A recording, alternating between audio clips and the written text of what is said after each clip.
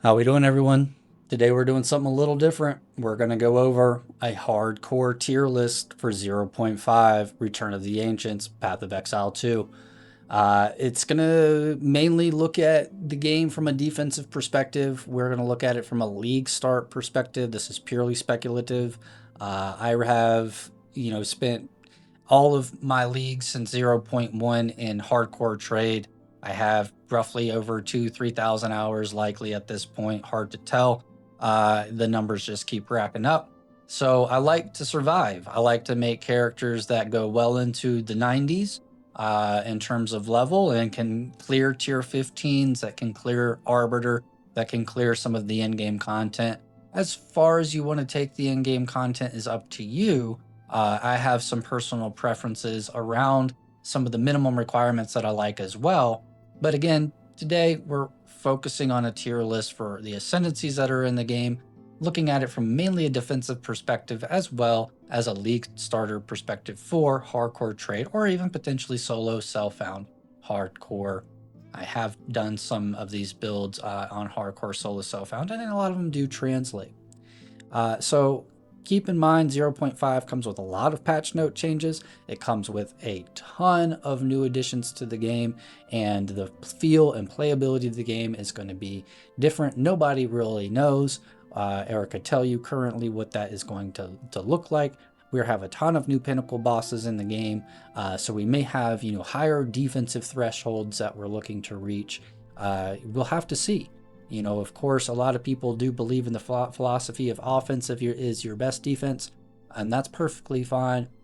Personally, I think that eventually you will get hit. Eventually you will take damage. Eventually, your evasion, something will wear off, and you need to make sure that you're, well equipped for most scenarios. So if all of this sounds good, like and subscribe. If it doesn't sound good, don't like and subscribe. It doesn't really matter to me. I just want to make sure that we're having a good time. And that if you are interested in playing hardcore, if you've played hardcore and you just want to kind of brush up a little bit on some of your defensive knowledge and some of the thresholds that I've played through and I like to see, that's fine. Let's take a look again at what I like to achieve in a hardcore build. We'll start there. So personally, I like to achieve a 12k physical max hit, anywhere from 22k plus elemental, 22k plus max on chaos. And by maximum hit is exactly what it means. It's having enough health or energy shield to actually take the hit, in addition to your resistances and physical and armor damage mitigations, is where your physical max hits come from and your elemental max hits come from. So when I refer to max hit, think about like a big monkey slam, that does a ton of damage to you. Are you going to be able to survive that one hit that's just been boosted by critical, that's been boosted by all the modifiers on your map? Are you going to be able to survive, those one hit scenarios? Personally, 12k is a little light, 22k is a little light, 22k is a little light.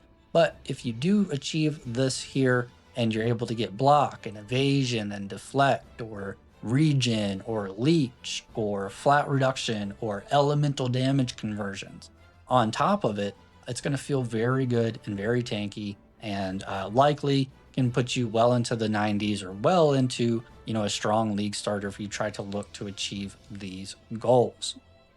So effective HP, very important. Again, I like 40k or above. If you're a good player, mechanically good player, you can get away with less.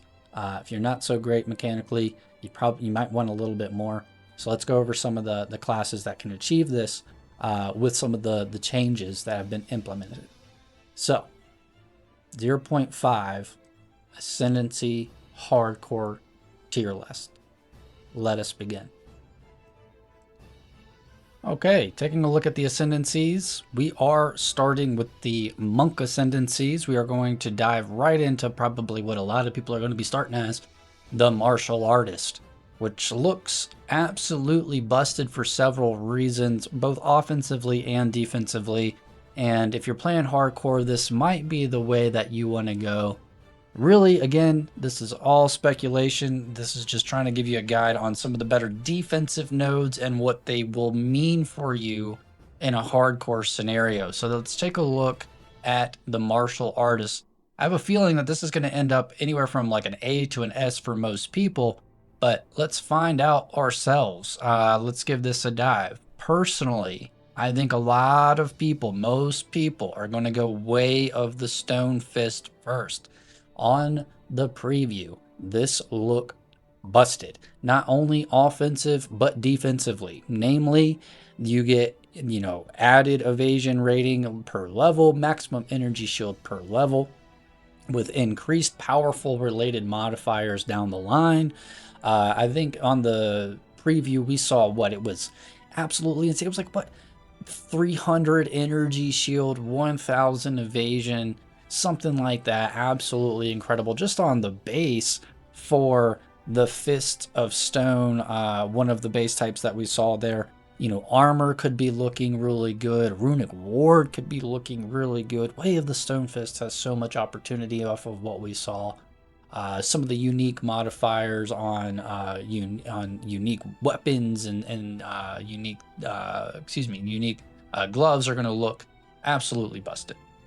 So Way of the Stone Fist, S tier, will probably be a lot of people's first two nodes in softcore as well as hardcore. But for hardcore league start scenario, I give it a must need it right away. As especially at level 30, you can get some like gloves that may be the equivalent of level 65 chest piece that we are currently seeing in 0.4, and culmination with the changes that they're making to the base evasion rating. This looks good, as well as base energy shield slightly. This looks good. Must take. Another potential must take here is Runic Meridians. We've seen quite a few runes come across this line here where they look extremely powerful.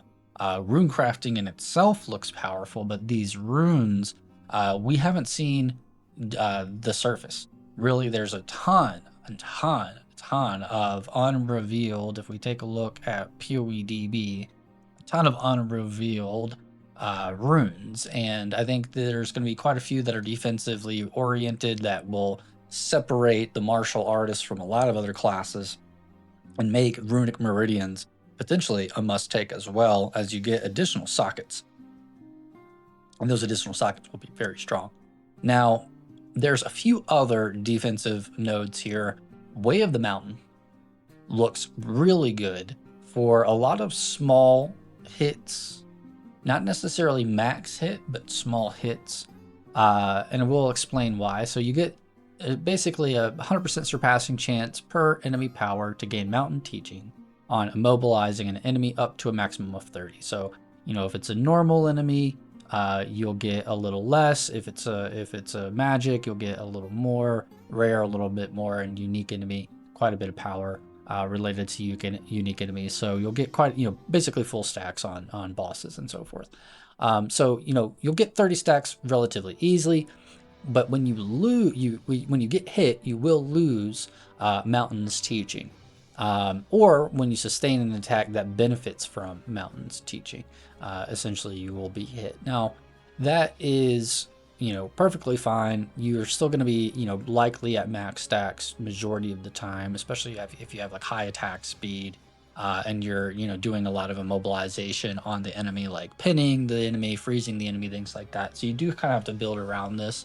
Hollow resonance technique allows you to maybe get a little bit more stun build up on your bell, which could potentially help with Way of the Mountain. But I would take Way of the Mountain with Martial Master, and we'll explain why here in a little bit.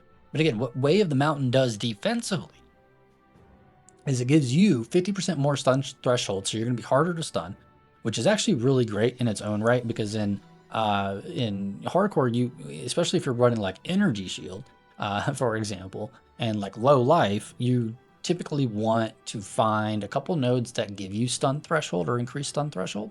This 50% more is ample, and will likely make it to where you can save a couple of pathing nodes for those that you could take elsewhere.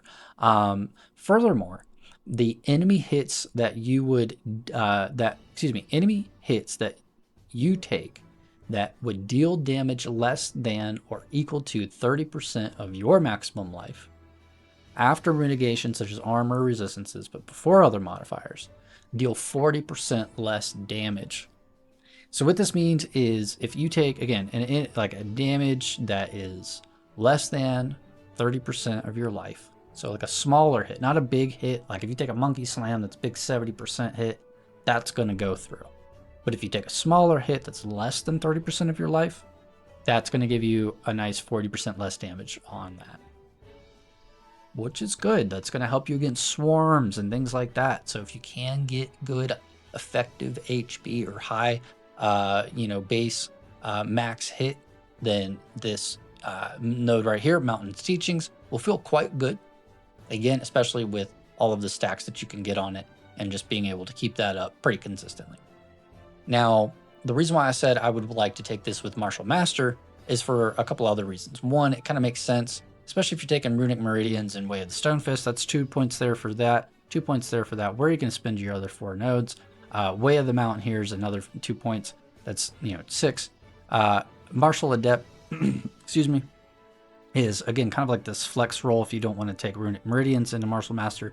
But Martial Adept is quite nice. If you're doing Energy Shield. So if you're doing life, maybe stay away from this. Might be interesting from an offensive perspective. From a defensive perspective, you won't get anything out of it. But it's quite strong on a defensive perspective. If you look here, you get minus 0.2 seconds to current energy shield recharge delay per combo when expending that combo using your skills. So not only do you, when you gain combo, you get an additional combo. That's 2 combo per combo that you gain. That you get that nice energy shield recharge delay back. So it's going to be faster for you to be able to get that back, energy shield back essentially, which is great. Especially if you pair this with Martial Mastery, the next 2 nodes along with this. So if you take the 4 nodes here, maybe you take the 4 here in Way of the Stonefist and Runic Meridians, or maybe you drop Runic Meridians and you get Way of the Mountain. It's really up to you, kind of between these two, what you would feel is, a little bit better for you. But the Martial Master is quite nice because you gain combo from all of your attack hits, so you really don't have to worry about that. Kind of enables a lot of attack builds to be able to take advantage of Martial Adept. And then of course, whenever you can actually like retain that combo as you expend it. So even once you expend it, you keep expending it and keep having it essentially ready to expend, which means that this 0.2 seconds per energy shield recharge delay is going to go pretty crazy with Martial Master. So you're going to get your energy shield back very fast with this, and that's kind of the concept between at least defensively with this. So potentially a slept on node.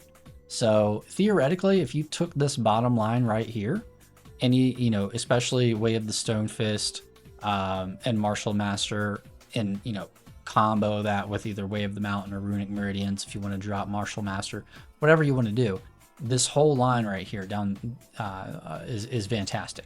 A lot of people are definitely interested in the Hollow Focus technique, Hollow Form technique, and Hollow Resonance technique, where you get a bell on your back, or you get ethereal bells, or you get ethereal versions of yourself that are doing additional damage. All of that is great offensively, and it has its place in hardcore to be able to delete bosses faster. Maybe you want to have clearing abilities around this and build your character thematically around that, and that's fantastic.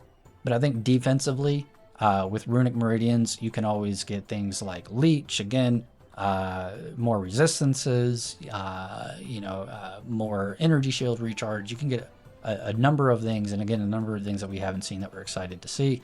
And then I think Way of the Stonefist is really just a must-have on this for hardcore, just because of all of the extra modifiers and benefits that you're going to get out of this. And this could be allowing you to potentially even get up to very strong or higher thresholds of maximum resistance. I mean, we saw some flat resistance nodes turn into plus maximum. So we could see some really interesting things out of Way of the Stonefist. All in all, What do I think that this class is about on the tier list? I think the Martial Artist is a nice A tier. Speculative could be S tier. Speculative could be beer tier. But I'm thinking it's probably A tier. It's probably a very strong build. You can't go wrong with it. I would enjoy it. I would have fun with it. Let's keep it moving. We are going to now discuss the Invoker. The Invoker is a pretty strong offensively built character. I believe the Invoker is going to likely land somewhere around B or C, but let's take a look at our class itself and understand what makes the Invoker kind of tick. So the Invoker itself is all about, dealing elemental damage and potentially stacking meta skills and potentially either stacking freeze or shocks on an enemy so that they get, more unbound avatar. But they do have a couple of defensive nodes that are still strong in today's game, and as of 0.4, I think, there can be invokers with very strong effective HP. Again, we'll take a look at some classes on PoE Ninja currently alive that have strong EHP that I would say, would be a decent indication of what I would play, or similar to what I would play if I was to, utilize PoE Ninja as a resource. Personally, I'm a huge advocate for creating your own builds and just winging it. And that's why I'm kind of doing this in the first place, is just kind of talking about, as we go through, different layers of mechanics and how you can build it and how other people build it, at least from a hardcore perspective and a defensive perspective, survivability perspective. So the Invoker, I don't really care for these two nodes down here at the bottom for the most part.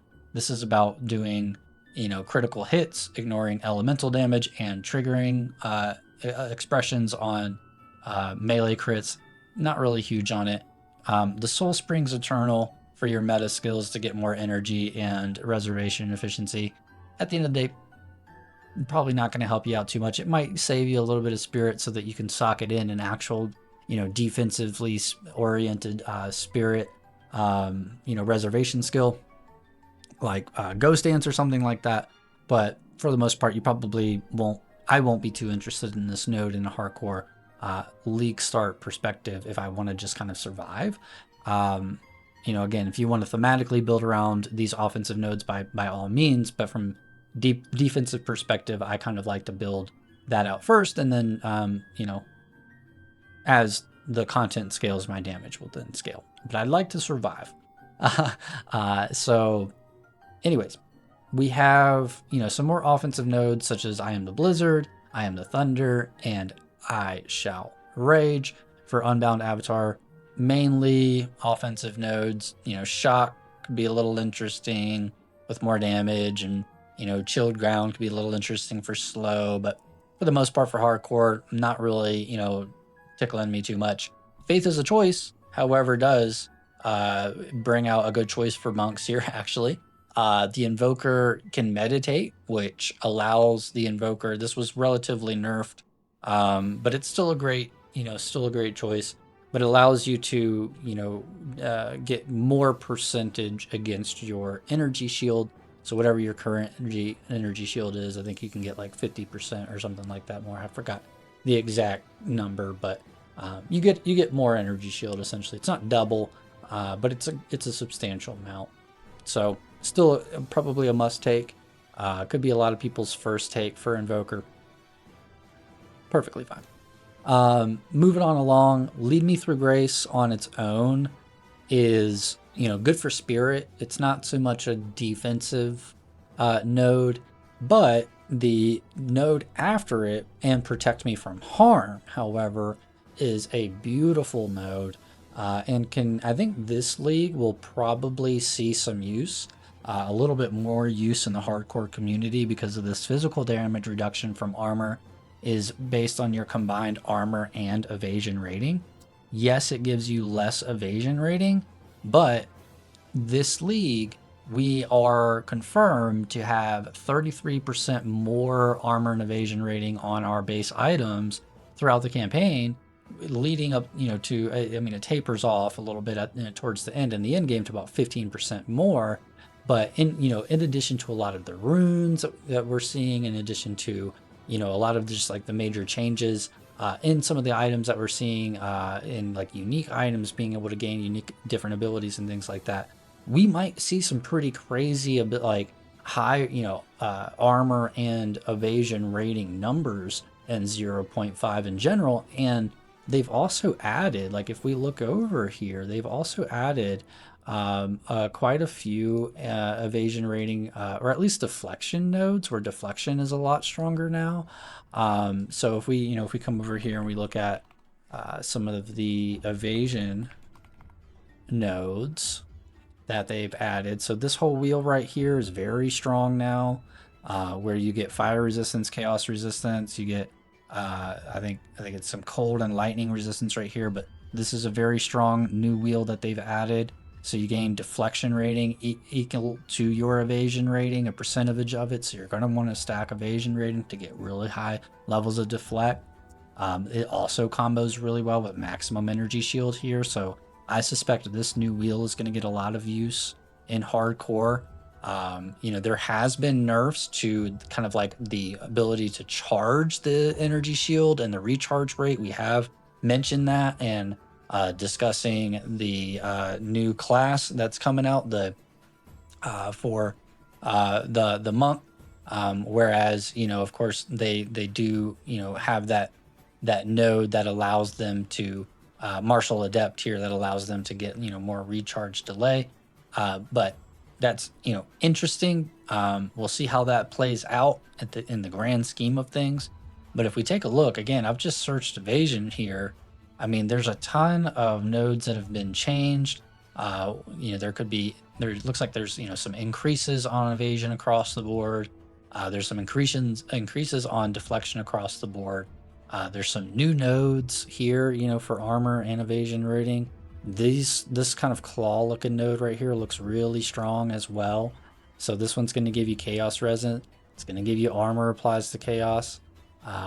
Armor applies to cold, armor applies to fire. So if you're double stacking armor and evasion rating, like this right here, why not take this node if you're coming down here? And then what else do we have over here? Like this is a whole new affected little kind of shield looking thing, where more armor applies to energy or elemental damage.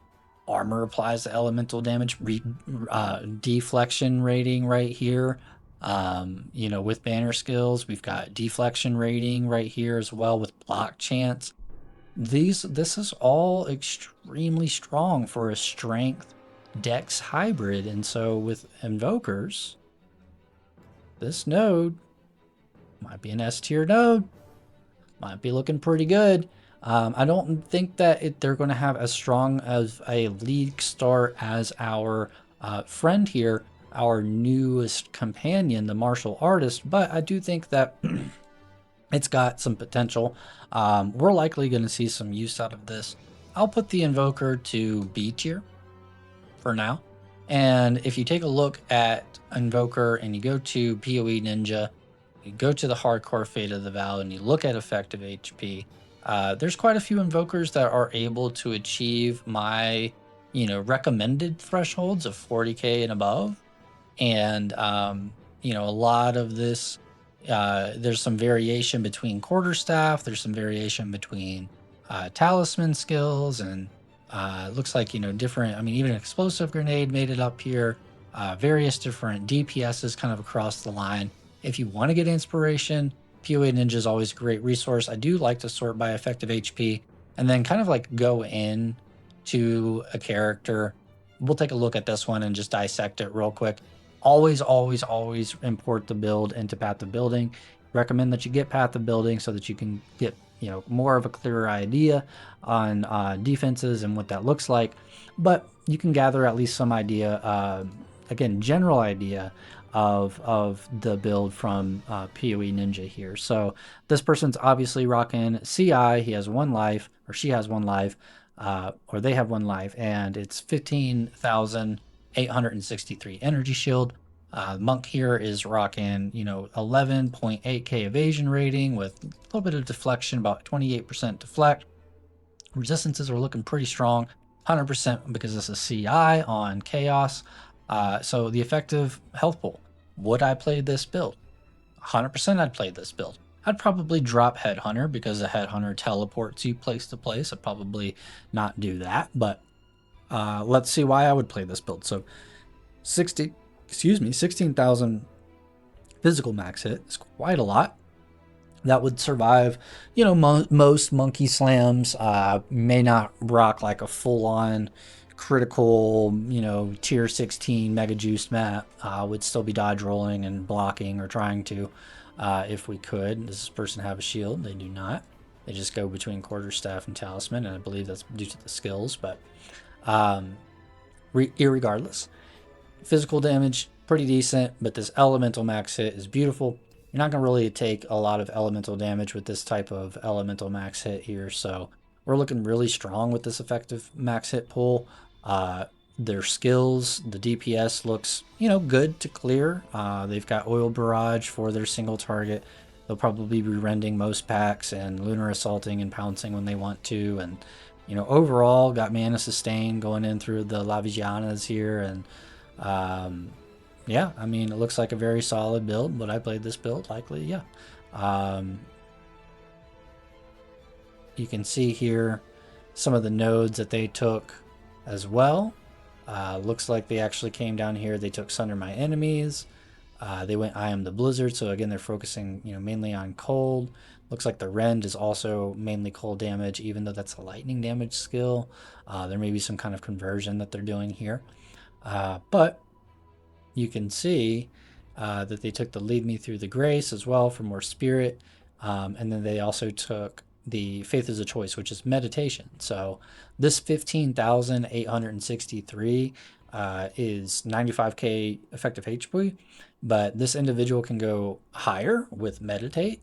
You know, obviously if he gets hit, that meditate like wears off and he has to keep meditating.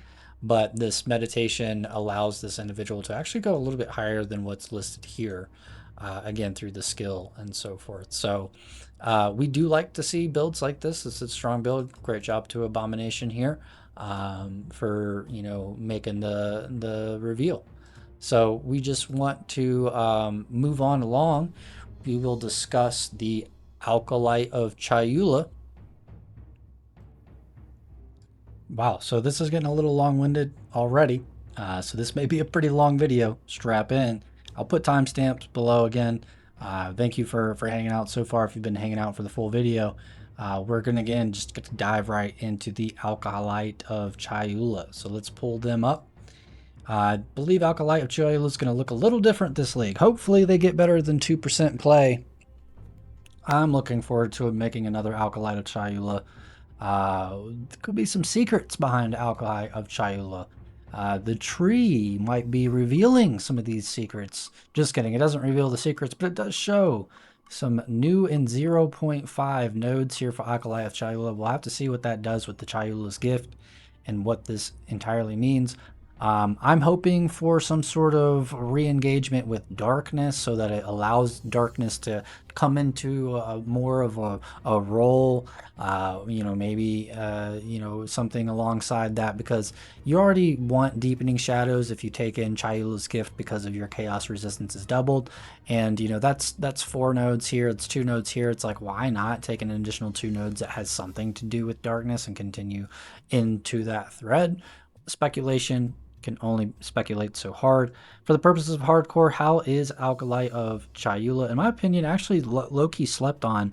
Darkness for the campaign and for league start scenarios actually feels pretty decent, as it's, you know, just essentially effective HP on top of your character if you do not depend on any spirit reservation skills, which I've made a few classes now that really there's not like spirit reservation skills that I really wanted at the time, you know, and so I felt that the effective HP that you can get from Embrace the Darkness into Deepening Shadows and alongside Chayula's gift can give you, you know, some, you know, fairly bit of tankiness by Act 3, Act 4, and, you know, into the interludes, things like that.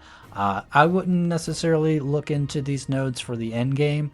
Again, we'll have to see what the new nodes do here. But for Chayula's gift, where you get, your double the chaos resistance and maximum chaos resistance, this just effectively solves your chaos for the game. And then if you go with the spirit at the beginning of the game and you do actually just don't care for any spirit reservation skills, this is actually S tier defensively. Like it can give you like 500, 600 EHP on top of your 500, 600 EHP at that phase in the game. And you can, face tank a lot more things than you can think with darkness. And darkness actually works better than energy shield. It works better than health. I won't really go over darkness. If you want to learn about darkness, take a look into it. But it is a very strong defensive mechanic. Again, it's just additive health layer. And then let's say like you go with Runic Ward as well, so that you have like darkness, then you have life, and then you have Runic Ward, and then you get your darkness back. Like darkness could actually look a lot better in having like kind of like a triple stacked effective HP layer in addition with Runic Ward. We'll see what comes out of this here. And then of course, like if you go the remnants route here and you go into the breach, the remnants that you can collect for life leech and for mana leech, essentially it counts as a leech, but it's kind of like a glorified health potion that you pick up off the ground, and that gives you a health potion or mana potion, whatever. And then there's also choice of power. Most people take choice of power just to get additive effect on purple. So purple remnants give you, added chaos damage or extra chaos damage essentially, and that's very powerful. If you can stack that up quite a bit, you can get to like 8-10 stacks and have quite a bit of just added extra chaos damage on top of every single skill that you do in the game. So a lot of people do just forego the darkness stuff later on. So that's hindering our ability for Chayula to still increase on our tier list right now. He's got Sap of Nightmares, where Leech is based on chaos damage. Leech has taken overall a pretty significant nerf. So unfortunately, this node got nerfed as a result. And then the Inner Turmoil and Unraveling, this is just like extra damage, as you're dealing elemental ailments and things like that. You can gain volatility, which is just extra chaos damage. So, if you want to go softcore, a lot of people just do choice of power and Unraveling, or, maybe if they care about Chayula's, they'll get chaos resistance here if they don't want to get it on rings or a belt or something. And, it really depends, but most people don't get the darkness nodes. But for hardcore, darkness nodes are actually pretty good. I do enjoy them for league start scenarios. It's only a 4-point node, so you get it online pretty early. I did play around with this on like a Void Wyvern for hardcore solo self-found. Felt pretty good. And again, in addition to some of the new nodes for evasion and for energy shield and so forth, it might help. Darkness you typically kind of want to pair with, I think, health, but energy shield is also effective as well. So you can do a lot of things with this perfectly fine to kind of come back and find opportunities to stack that. And hopefully, again, there's some crazy interactions that we find with Runic Ward that allows darkness to maybe see a little bit more play for league start scenarios. Is strictly for hardcore solo self-found. So where does that put our Acolyte of Chayula? I'm thinking C tier, potentially D tier. I'm actually probably still going to, depending on the new nodes. I like my buddy Acolyte for darkness for league start scenarios. He's not the worst. Don't get me wrong, but I guess if we have to put any class in D tier, he may end up in D tier. Let's take a look at what PoE Ninja has to say for our buddy, the Acolyte of Chayula, who only has 2% play. About 58 characters currently alive that are showing public. If we take a look by EHP, we've got an individual hero at 97k, so close to that Invoker that we showed earlier, but a completely different setup, I'm sure. If we take a look at this one, they're doing a life energy shield split hybrid. Because of the overcap on chaos res, they'll still be effective against any sort of chaos hit. They don't necessarily need to go CI. as they would end up losing this life. So this effective HP is perfectly fine, in my opinion, because we are looking at physical max hit of 13k. Again, that's over my preferred threshold. 39k here, 39k, 39k for all of our elemental resistances, also over my preferred threshold. So we're perfectly fine with this type of build, in my opinion. Looks like they're converting all of their elemental damage into chaos damage. They're rocking thorns, which is really cool. So this one's doing elemental thorns converted into chaos, so chaos thorns that are then using the Palm of Dreamer to spread that chaos thorns and create thorns pops, so they don't actually have to. If they get hit once, it'll clear mobs, probably the whole screen. So a very fun looking build, actually, for this type of game. Defensively, you know, they're playing thorns. Granted, you know, they don't have to stand in a lot of things because the Palm of the Dreamer does a lot of work here for clearing mobs, but hitting the thresholds that I would like to see. And, you know, also their Leech, I'm sure, is keeping them alive quite a bit here because they are taking the Sap of Nightmares, where their chaos damage is getting them Leech, and all of this elemental damage and their Thorns elemental damage gets leeched back. So they are leeching off their thorns quite a bit, even though it's lightning thorns. So converted. Great job to Rem here. I think I've seen his name or her name or their name in several places. So you made the review. We're going to keep it going with our tier list here. Again, I believe the Acolyte of Chayula lands probably in D tier, probably still won't get a lot of play. Hopefully those two new nodes turn out to make this class that's worthwhile. But unfortunately, with the nerfs overall to Leech, Leech doesn't look like it's that great currently for the Chayula. Darkness didn't make any changes. It just didn't really change this class too much. Moving on, we have diving into our Sorceress classes. I've spent a lot of time in these classes. I like these classes. Outside of Stormweaver, actually, I've spent some time with Chronomancer and the Disciple. So we can dive into these. Chronomancers first. Chronomancer is looking fantastic for hardcore. I'm so excited. I actually might be league starting the Chronomancer this league, and there's several reasons why. And so we will go over those reasons why. All right, Chronomancer time, Chronomancer time, Chronomancer time.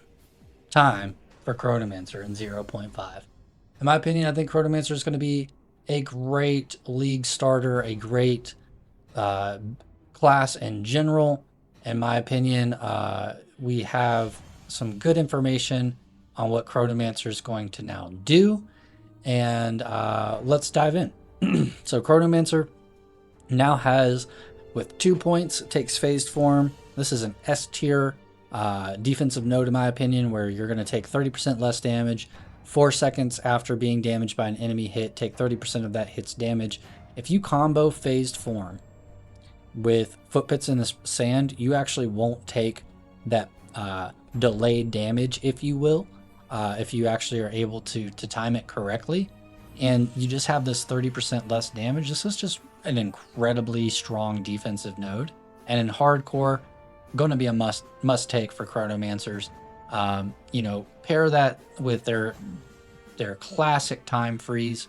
Chronomancer, you know, should be able to freeze most mobs before they get to you or before they do any damage, especially bosses. You can get like 20-30 second time freezes on ultimate command here. And then with phase form, if they do actually hit you, you're going to brush it off, you know. So effective HP for Chronomancers, for hardcore's perspective, looks fantastic. I'm super happy that they added this. Of course, it's going to be stronger offensively as well, with now and again for the chance for repeatable spells and cascadable spells. And then, you know, some of the changes that they're making to inevitability, to where it's its own skill and it's no longer a curse. But it executes enemies faster as it builds up versus kind of like a delayed explosion. I think it's going to feel a lot better. It may not be as strong as you could get it before, but the playability is going to make it feel stronger. It's going to actually maybe see some play. Apex of the moment, enemies in your presence are slowed by 20%. This is also extremely strong. So, for Chronomancer, your must take is phased form.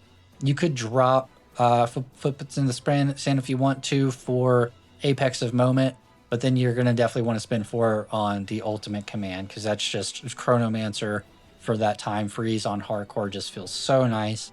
And having all of that time to kill a boss or to clear mobs, whatever you need. If you're getting swarmed, it's just such a good defensive character. So, I think with the changes, this is actually going to place our Chronomancer into an A tier or potentially even S tier. I'm gonna give it an S tier for Chronomancer.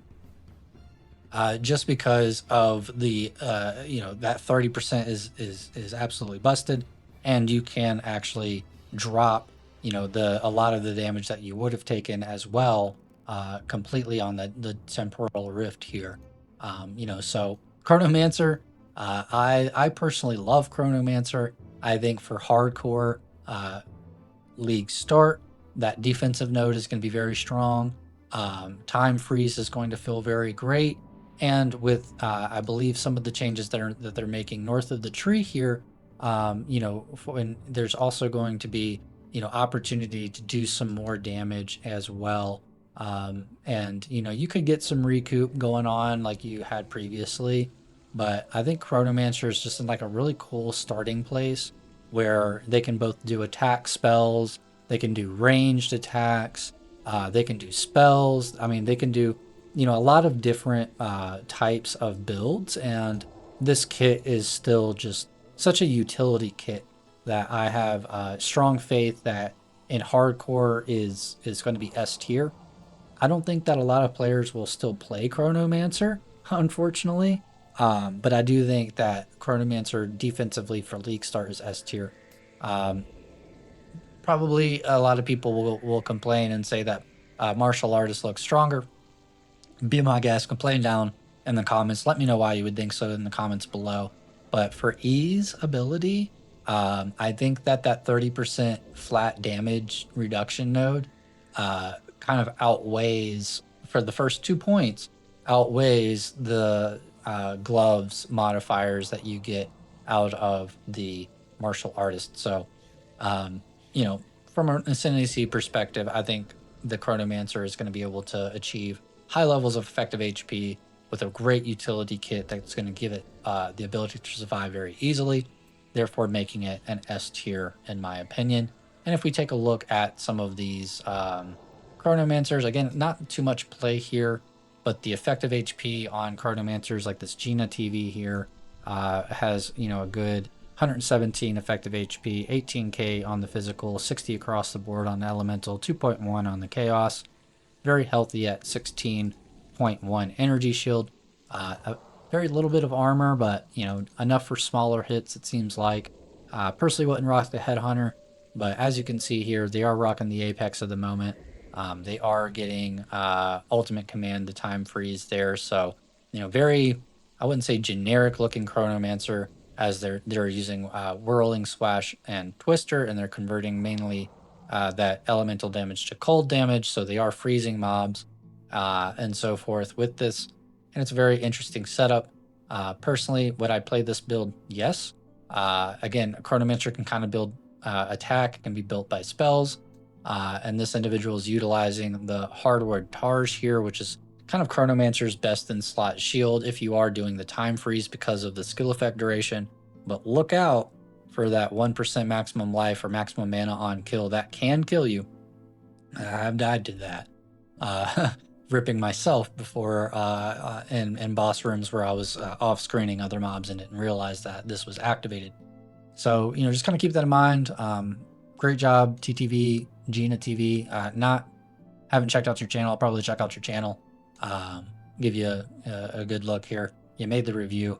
Chronomancers across the line. Not too many that have above that threshold, but with Chronomancer's kit, honestly, you can get away with less.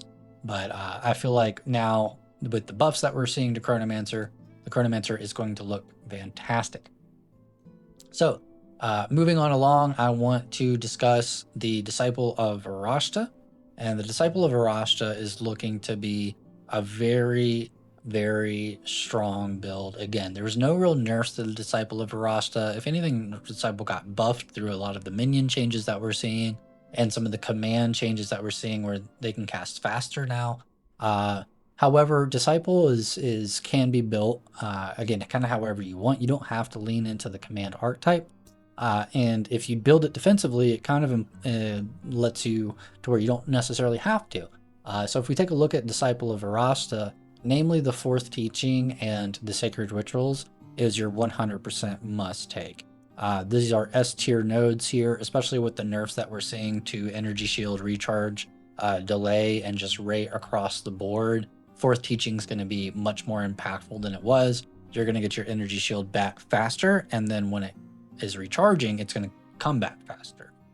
So, 4th teaching is kind of that double whammy if you're doing Energy Shield builds, which you should be as Disciple. And then Sacred Rituals, 60% of your current Energy Shield is added to your armor for determining your physical damage reduction from armor. This is incredibly strong for a hardcore scenario. All you really need to do is focus on Energy Shield and make sure that you have methods of keeping your Energy Shield topped off, preferably at 100%. So if you're at 100% Energy Shield, you're going to get 60% flat physical damage reduction. So it doesn't give you like numeric increases to your armor value. So you won't see that on your character sheet, but you will see the percentage from armor reduction listed there. And it's going to be 60% at any point in the game, as long as you have 100% Energy Shield. So is this strong? Absolutely, it's busted. In my opinion, it's an S tier node, and it allowed me to do a cold disciple bear Varashta that was very tanky in bear form, and I didn't take any armor. And this coupled with some evasion rating. If you get some evasion rating, again, you find those methods of being able to recharge your Energy Shield back. Evasion rating makes it to where you can recharge your Energy Shield back because you're not taking a bunch of hits that stops your Energy Shield recharge. Sacred Rituals is a must take.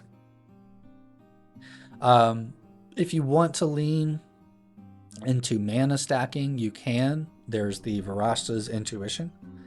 I often recommend taking this node as well because it's 100% elemental damage taken from mana before your life. So again, if we're talking about maximum hits, and I've discussed maximum hit for both physical and elemental, this just increases that maximum health pool.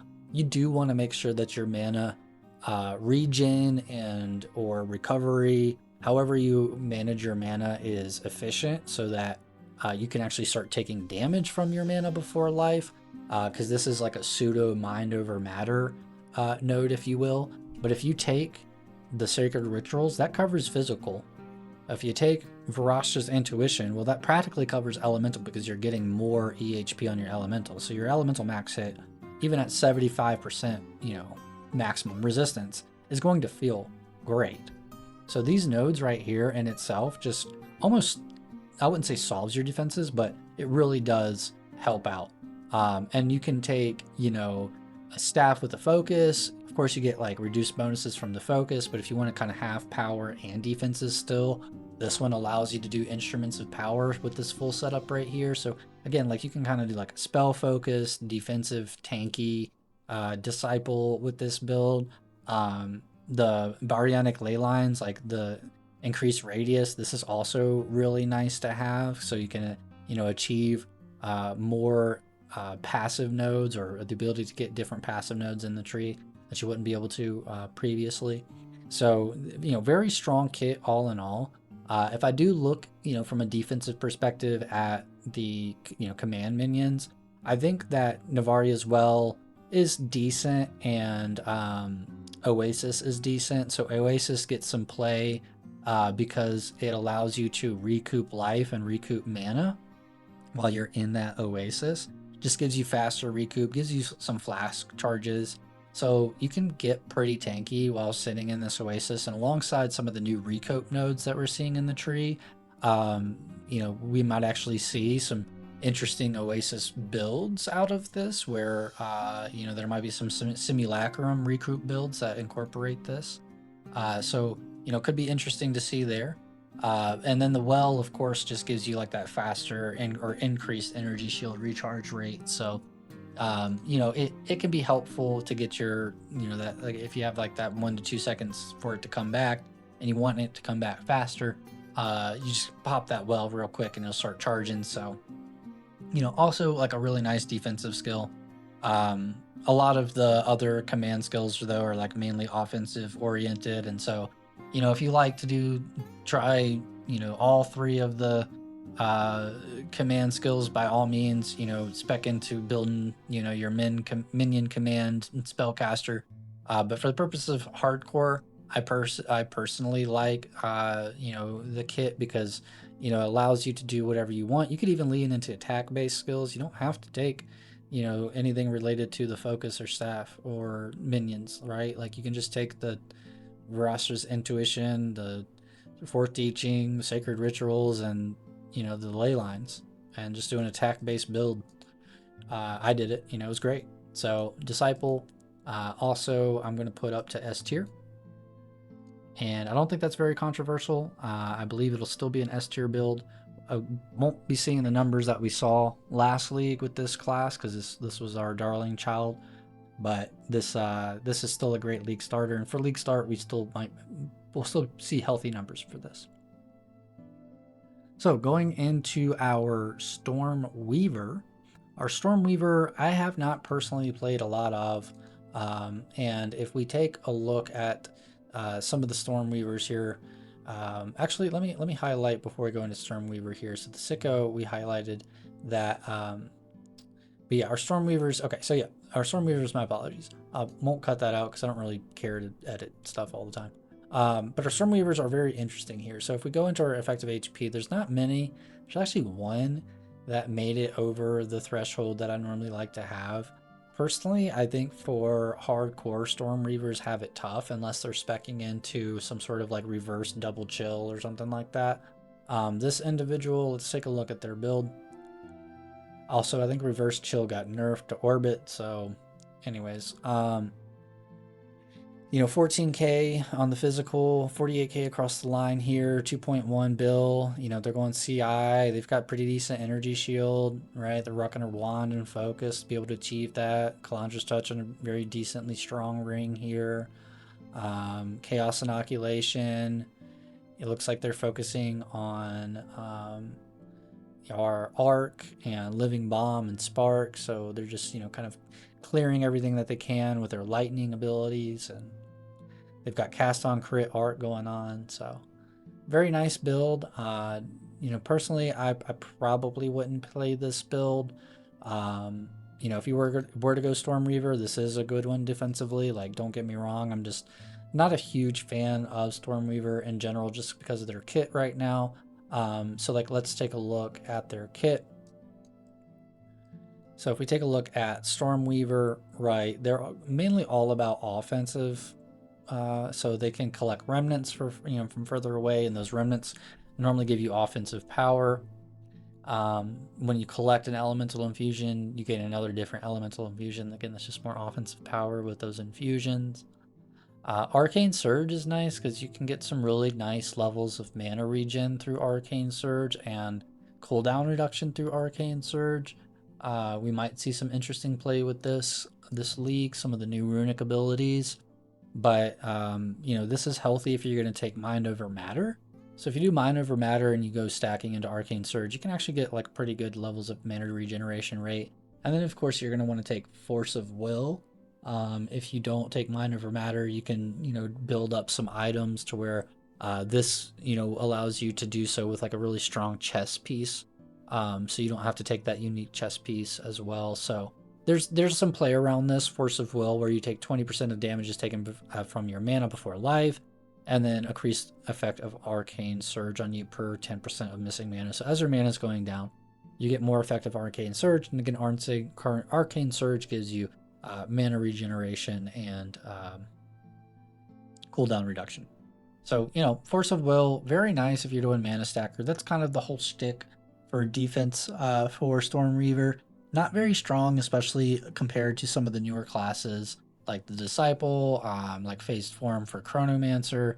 So, you know, unless you really like having 2 chills, you know, or want to build around chill or want to build around shock or some of the elemental skills like in remnants, like, you know, sure, go for it. But from a hardcore solo self-found perspective, you're gonna have a relatively tougher league start with this character if you're, you know, thinking about just kind of having your defensive solved relatively easy.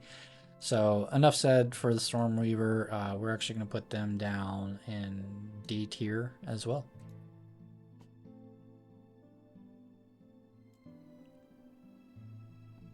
Okay, so now we are going to move on to our witch classes, namely the Infernalist, the Blood Mage, and then we have the Lich and the Abyssal Lich.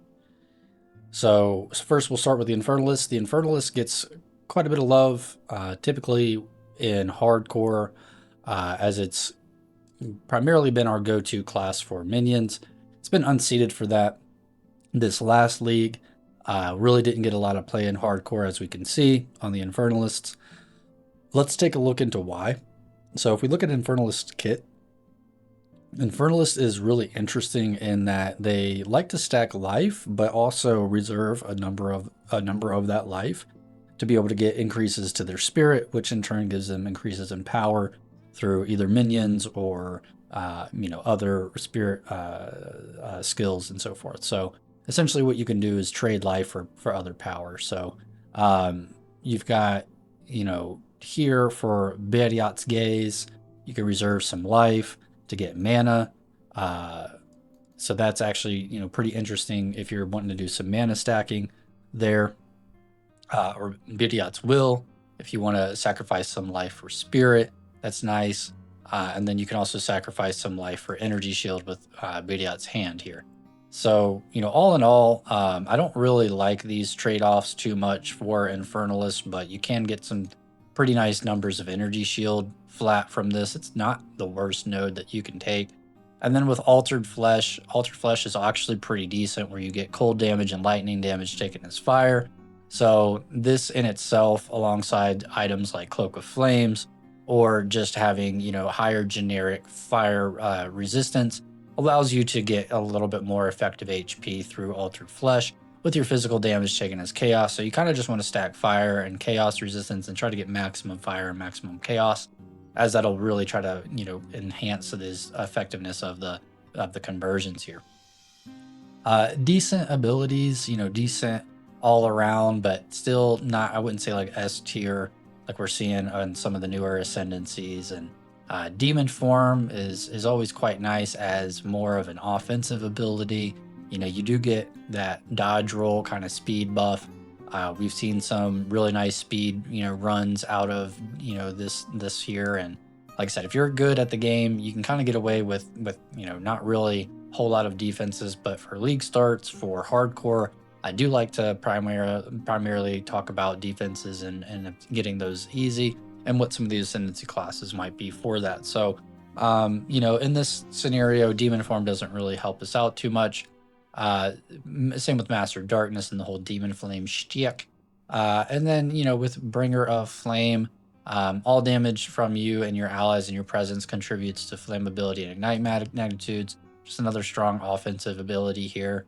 Pyromantic Pack is, you know, interesting if you want to almost, you know, do your character in there, then that will do your character in.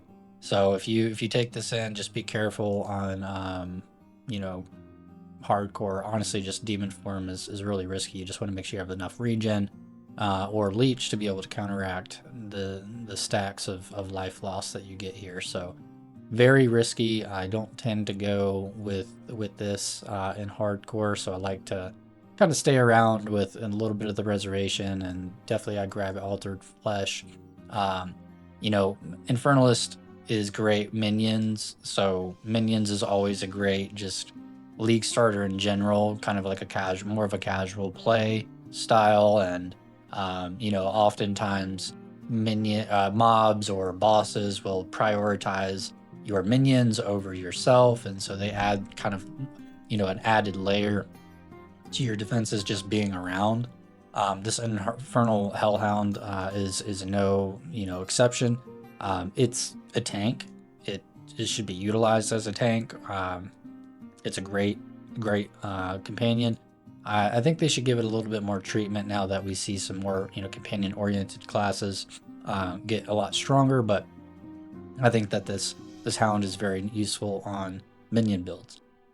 Elemental Archon is not the greatest thing right now, but Archon did get some I think some buffs this most recent patch for 0.5, so we'll see if this actually turns out to be anything. But again, mainly an offensive node. And the Grinning Immolation, you do become ignited, so you start taking 15% of your maximum life.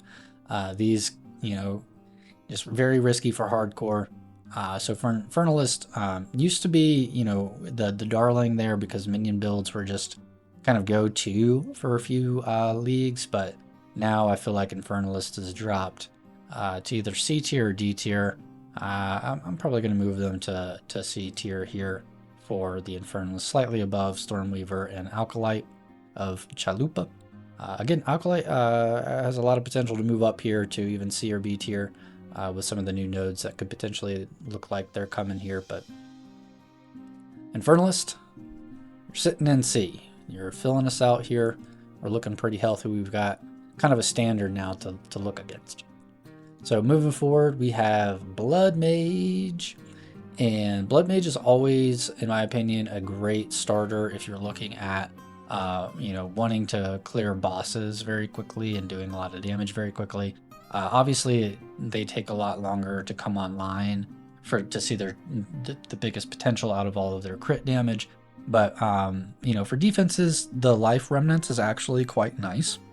So let's go over the Blood Mage's kit. I'm going to start kind of just going over the kits. And we can utilize, the builds here to differentiate. So like if we take a look at, our Infernalists here, we don't have, too many characters that are above the 40k. If we take a look at this one, Vayonta, Infernalist she's looking pretty strong, 25k, physical max hit, 81k. So even though that she only has a 67 effective max health pool, this is the largest that we've seen in some of our examples of like the largest hits that an individual could take. And a lot of that has to do with the extra energy shield that we're getting here, and then some of the physical damage taken as the different percentages. So that's very nice. That helps out quite a bit. And then the block chance is pretty substantial at 43%. So not always taking damage, and looks like they went Altered Flesh. They got the extra energy shield. So Reservation on Life and the Reservation on Spirit helped them achieve this, and they were able to kind of just go again with like kind of like a typical minion build, powered zealots here. So very comfy, very casual, very good kind of like league starter if you want to do minions and so forth. It just takes a little while to come online, I think, and it's not like wholly obvious to get this going. And there's a lot of traps with Infernalist. So like if we take a look at the Blood Mages, so we'll take a look at them and their kit. So if we scroll on over here to our Blood Mage,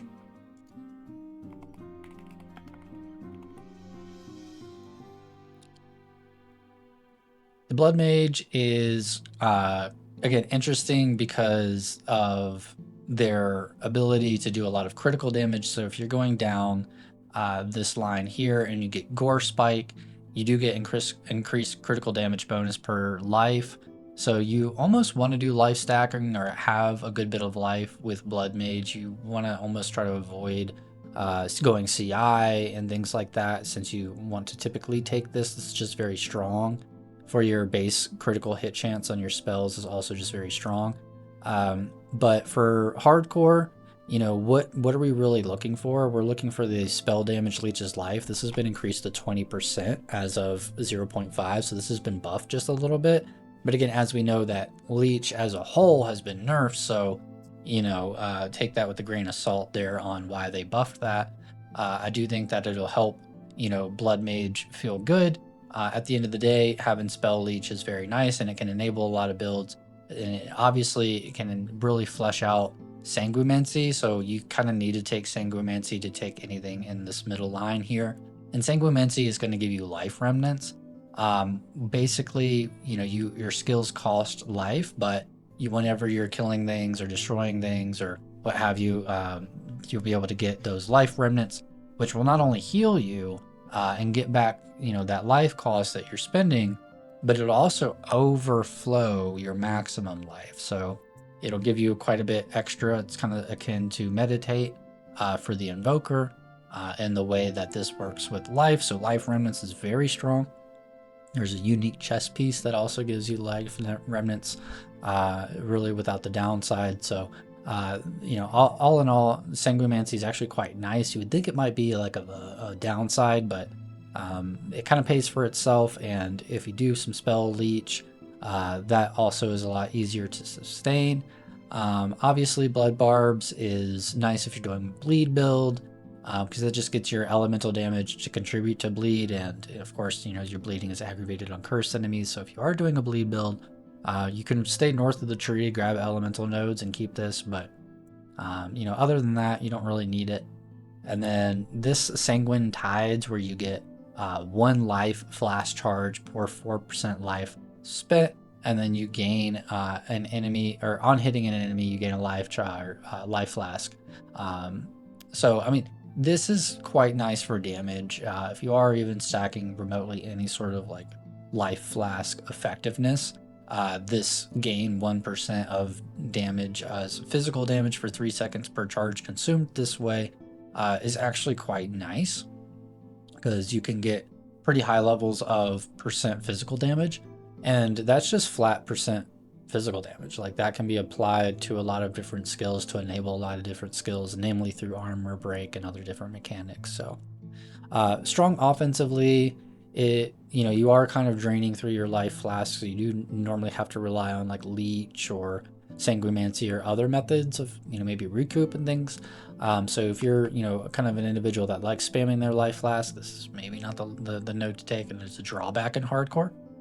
Of course, Whispers of Flesh gives you, basically targets that you curse have reduced life regeneration rate, so they don't get their life back as quickly. And targets that you cursed are cursed by, you have 15% of life reserve. That's actually very strong. Offensively, just makes it to where you only really need to do 85% of the damage that you normally do to take out an enemy there. So Grasping Wounds, very strong defensive mechanic where 25% of life loss from hits is prevented, and then that much life is recovered or lost over 4 seconds instead.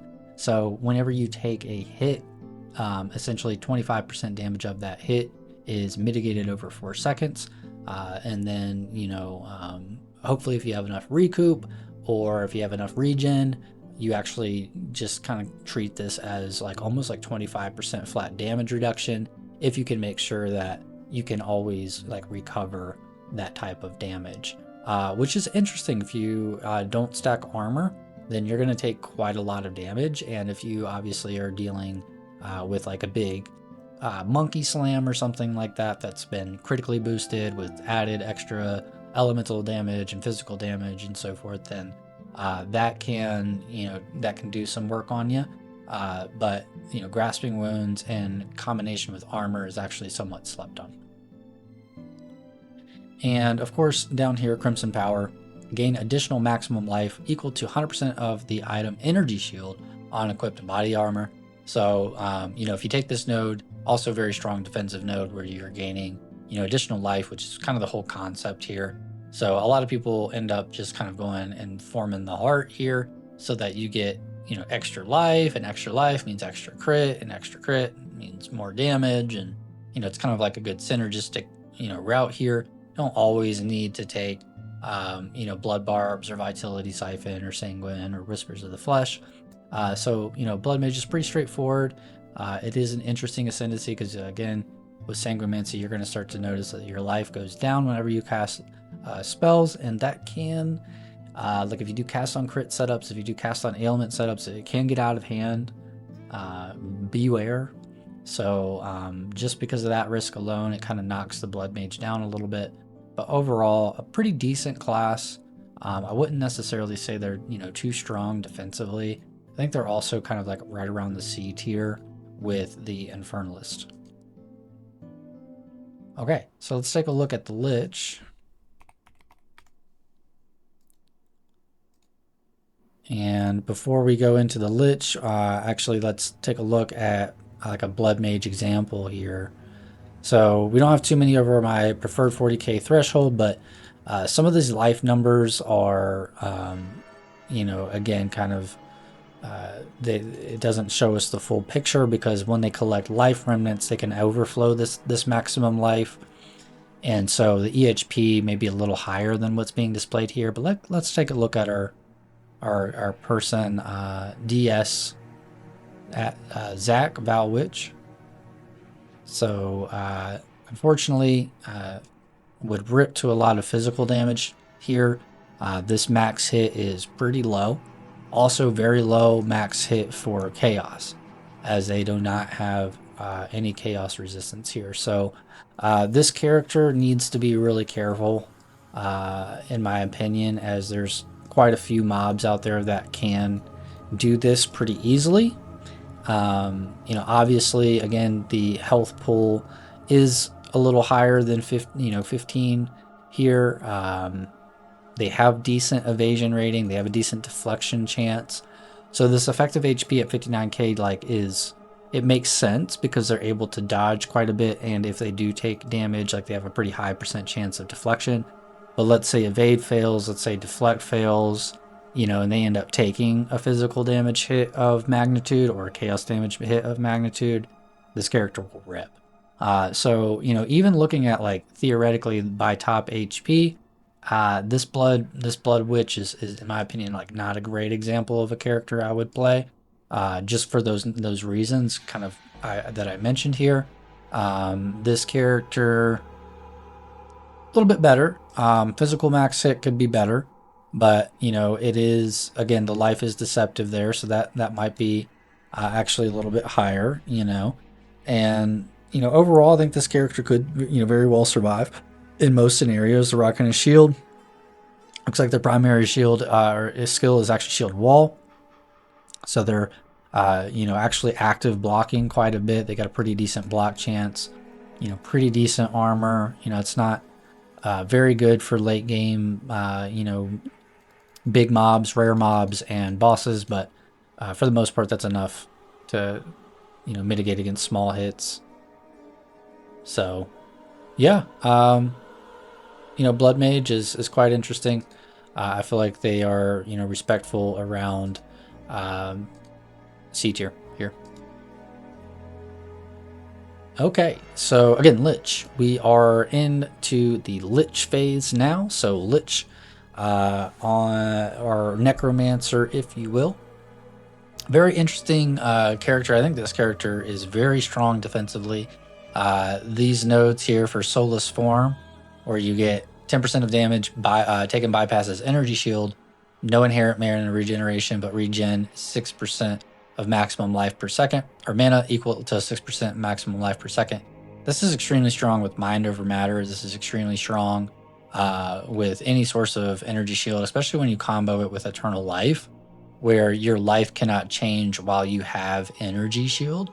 So, most characters will actually be able to go low life, like permanent low life, because you can, go Mind Over Matter, you can go maximum energy shield, you can convert over all of the damage to your mana pool and just keep your life pool low, or even just have Eternal Life over top of your life pool and just do some damage to yourself to where you're at like 30% a life or so, or what have you, so that you can be on perma low life. So typically Liches, they want to go mana or they want to go energy shield. Definitely go energy shield.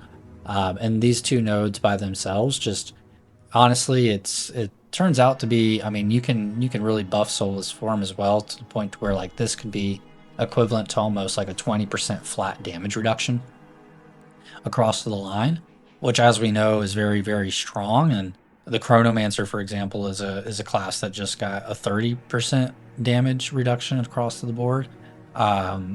Disciple of Varashta has, some strong flat, damage reduction across the board for physical, at least. So we know that, damage reduction in general is just very strong. And so when it's the 10% damage taken bypasses energy shield, but your energy shield doesn't actually move, then that's just flat like damage reduction, in my opinion.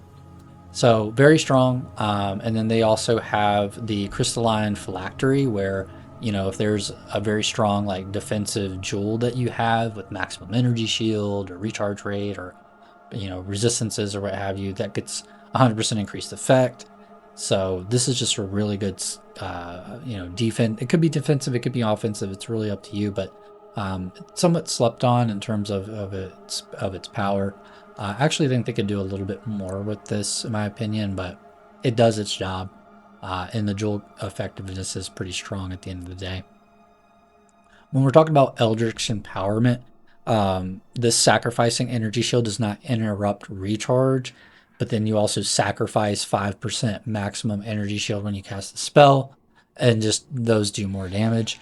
For hardcore purposes, I don't really like sacrificing my EHP to do more damage, even though like if I'm taking damage, it doesn't interrupt a recharge. Or if I'm like actually doing that, like it doesn't interrupt your recharge, so you can theoretically kind of recharge back through this. But personally, I kind of avoid those type of mechanics. It seems more offensive oriented. Anyways, 30% more damage is quite a lot, but it's up to you if you want to take that. For hardcore, I kind of get stay away from that. The Rupture of the Soul cursed enemies have a chance to explode, dealing a quarter of their maximum life as chaos damage. This just is a great clear skill for you to just turn your curses into curse pops whenever you destroy an enemy that's under that effect.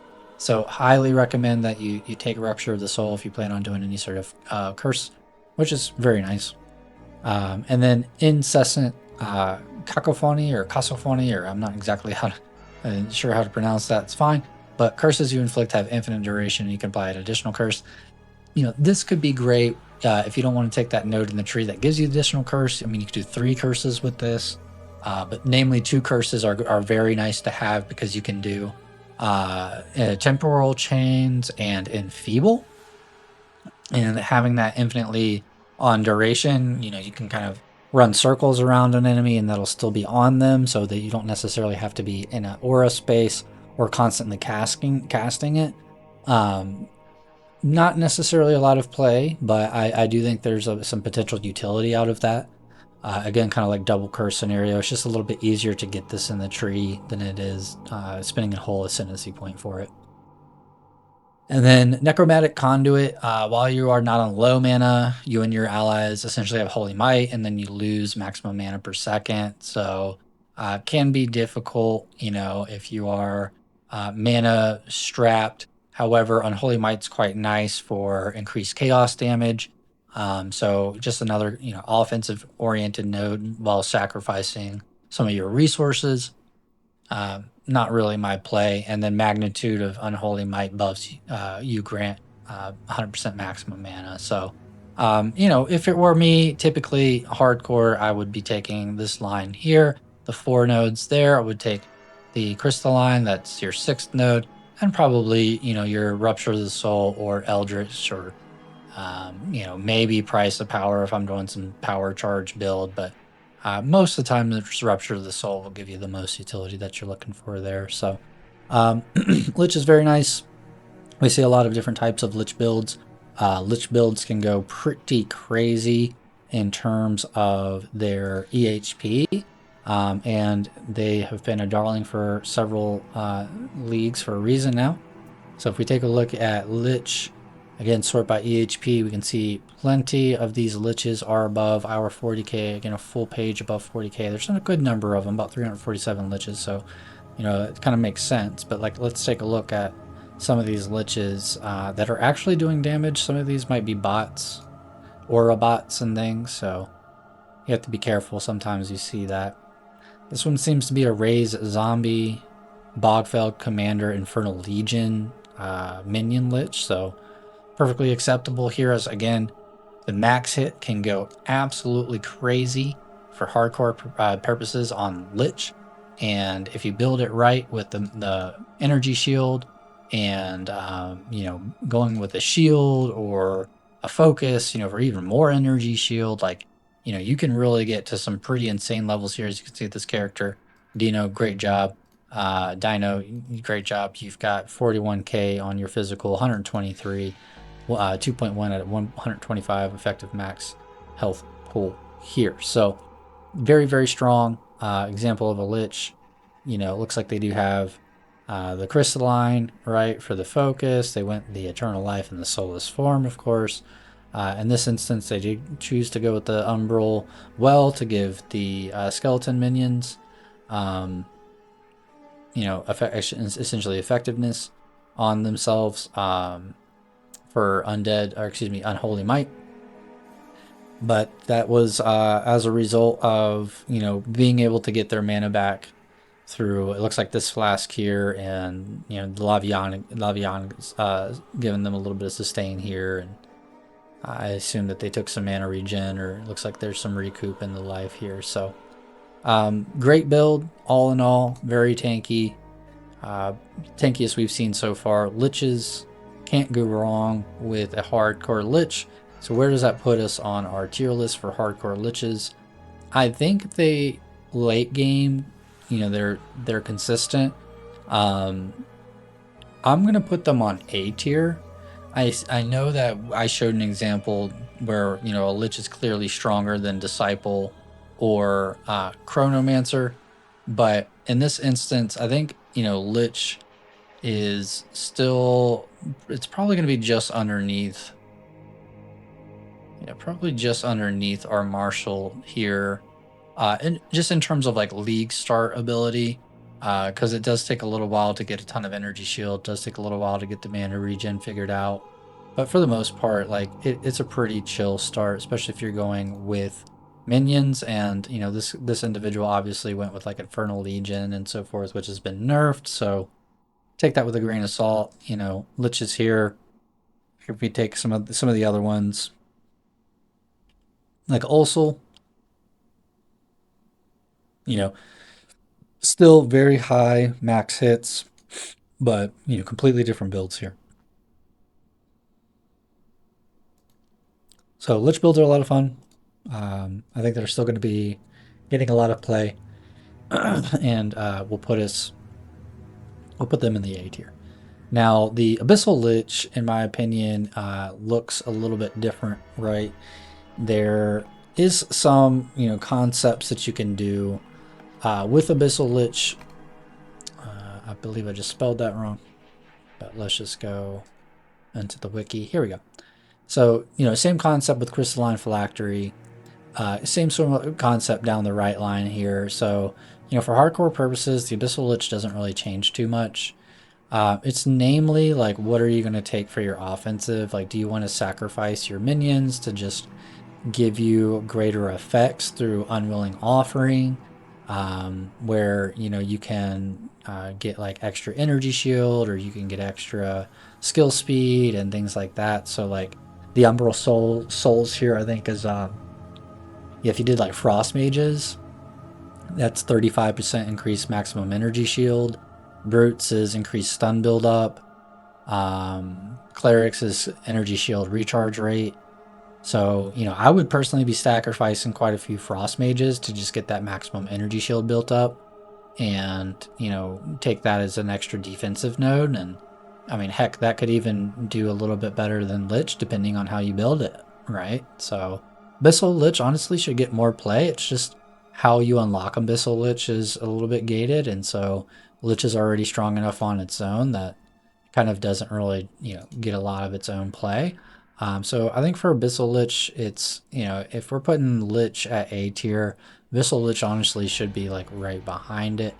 But it is a little bit harder to enable for league start. So for league start purposes, again, it kind of knocks it down a tier in my opinion. It should be behind Lich, but just takes much longer, and you have to ascend to Lich first. So, anyways, that's it for our witches. So we are going to now move on to our mercenaries. I'm going to go south side of the tree. And so Gemling Legionnaire, there's been some very interesting changes to Gemling Legionnaire, which we'll take a look at.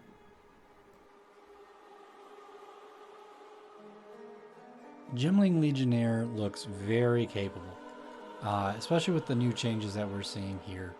So with Gemling Legionnaire, we can see Virtuous Barrier, which now Virtuous Barrier is essentially gains a random mote every 2 seconds. Maximum of each attribute of mote is 3 plus the number of skills which you require that attribute. Then single attribute skills grant twice as many maximum motes. So basically, you're just going to be getting motes all over the place for all the different types of skills that you have. More red motes, more blue motes, more green motes, and so forth. So if you get the strength mote, it's going to be maximum life. If you do dexterity, it gives you the essentially armor, evasion, and energy shield. If you do intelligence, it's going to give you life regenerate and mana regenerate. So most likely, if you're rocking like a strength dex build as advertised, you're going to be getting quite a bit of life. You're going to be getting quite a bit of defenses out of this.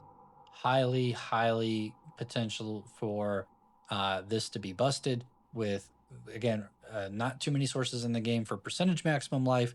And then also this 5% per mote can get pretty out of hand. So, I think on the video we saw like 30, 40 stacks of these motes pretty easily. So, hopefully we can get quite a lot of strength from this and power from this, and actually turns the Gemling Legionnaire into a defensive powerhouse within its own right. And if we take a look at PoE it also gets advanced thaumaturgy, where you get additional quality effects, and this could be potentially useful with some of the spirit reservation defensive abilities like Ghost Dance, where that might be able to give it some additional buffs. The banners could be, buffed. Armor, scavenge plating could be buffed. There's just, a large potential for some of this quality to go out, to get out of hand. So really interested to see what they're going to be doing in this league with the Gemling Legionnaire. And then, of course, they kept the +2 level to all skills here for, whatever you're looking for at required in terms of requirements. You do increase damage or skill speed or crit hit chance. This one here, red hits against you have no critical damage bonus. This is really nice if you're stacking armor, just so that you're not, taking any crits. Blue means that skills have 30% less. Green, 40% less movement speed penalty from using skills while moving. So it's kind of like Pathfinder in its own right.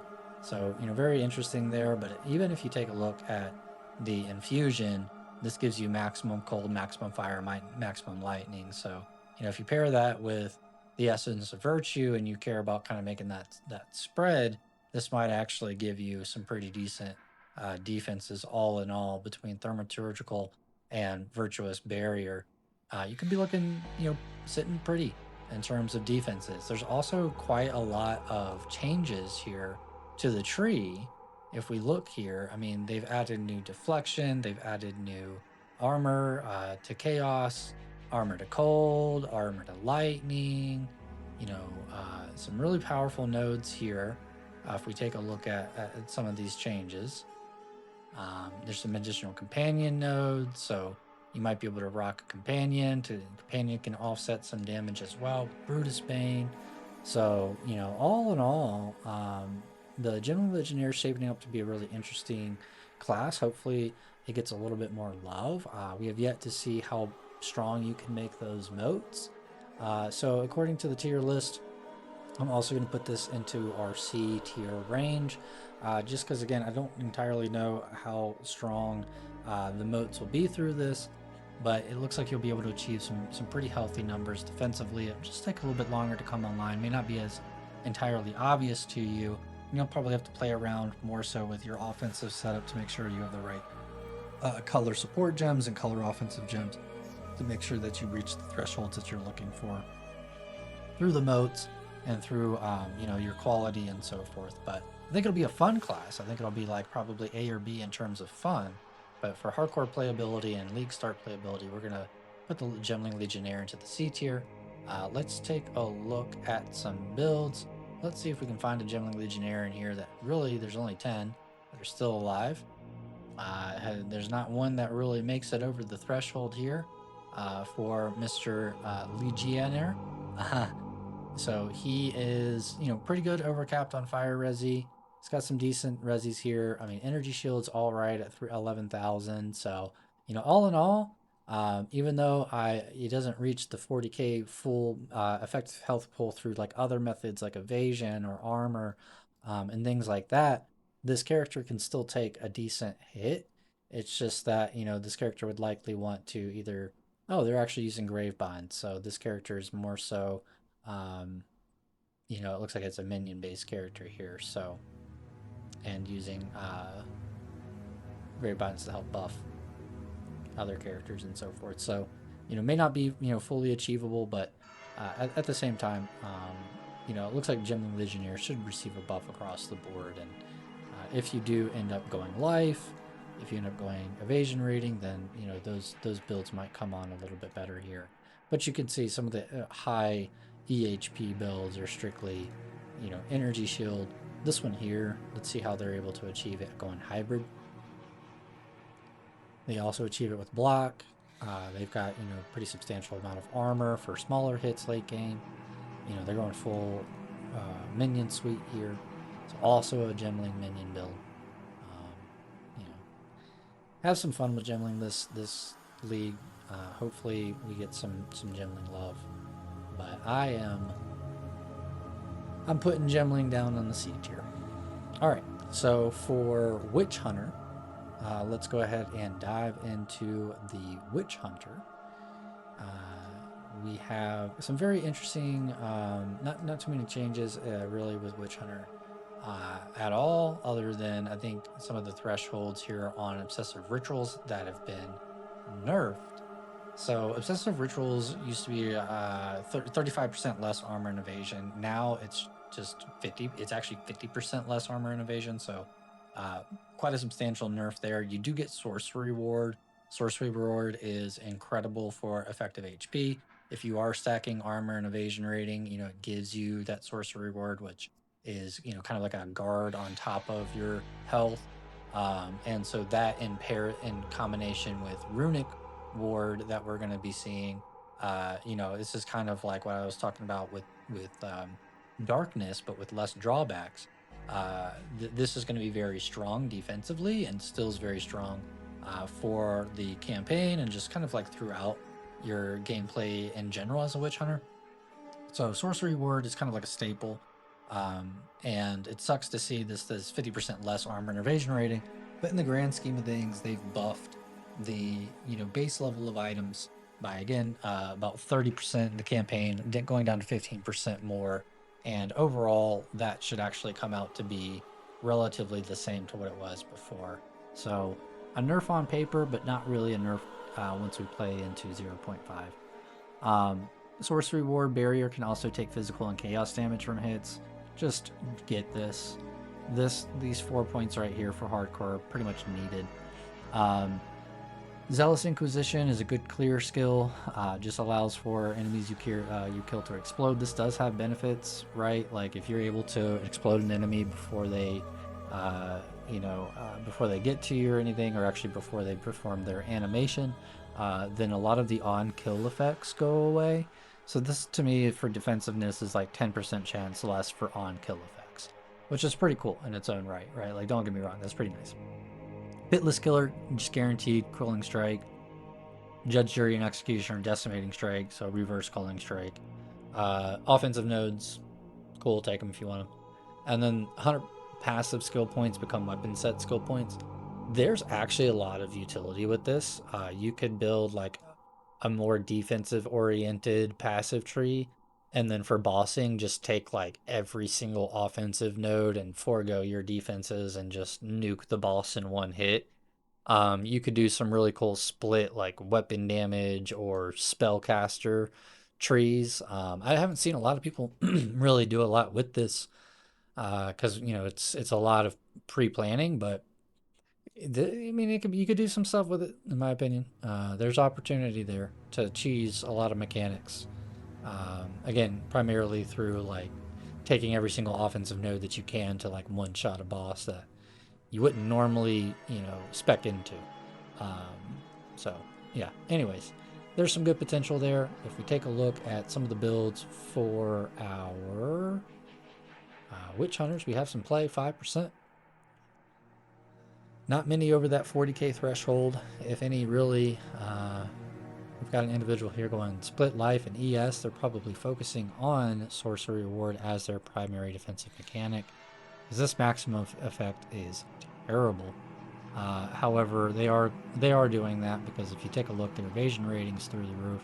They're even doing a little bit of armor here with their gloves. So all that being said, this character is likely very, again, tanky with their sorcery reward being their main source of effective HP. So hard to tell what this person is able to achieve currently, as this is somewhat of a lie. The 62% or 62k kind of makes a little bit more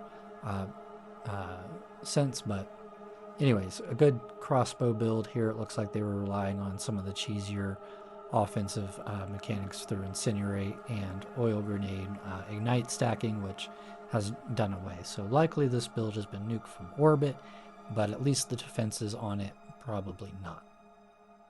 So Witchhunter, again, where are we putting Witchhunter? I think Witchhunter through Sorcery Ward has a lot more potential than even Gemling Legionnaire's moats right now. You know, in terms of league starter, probably not as easy as an Infernalist to get online, but with Sorcery Ward could, you know, be likely as tanky, especially with a lot of the new changes to deflect.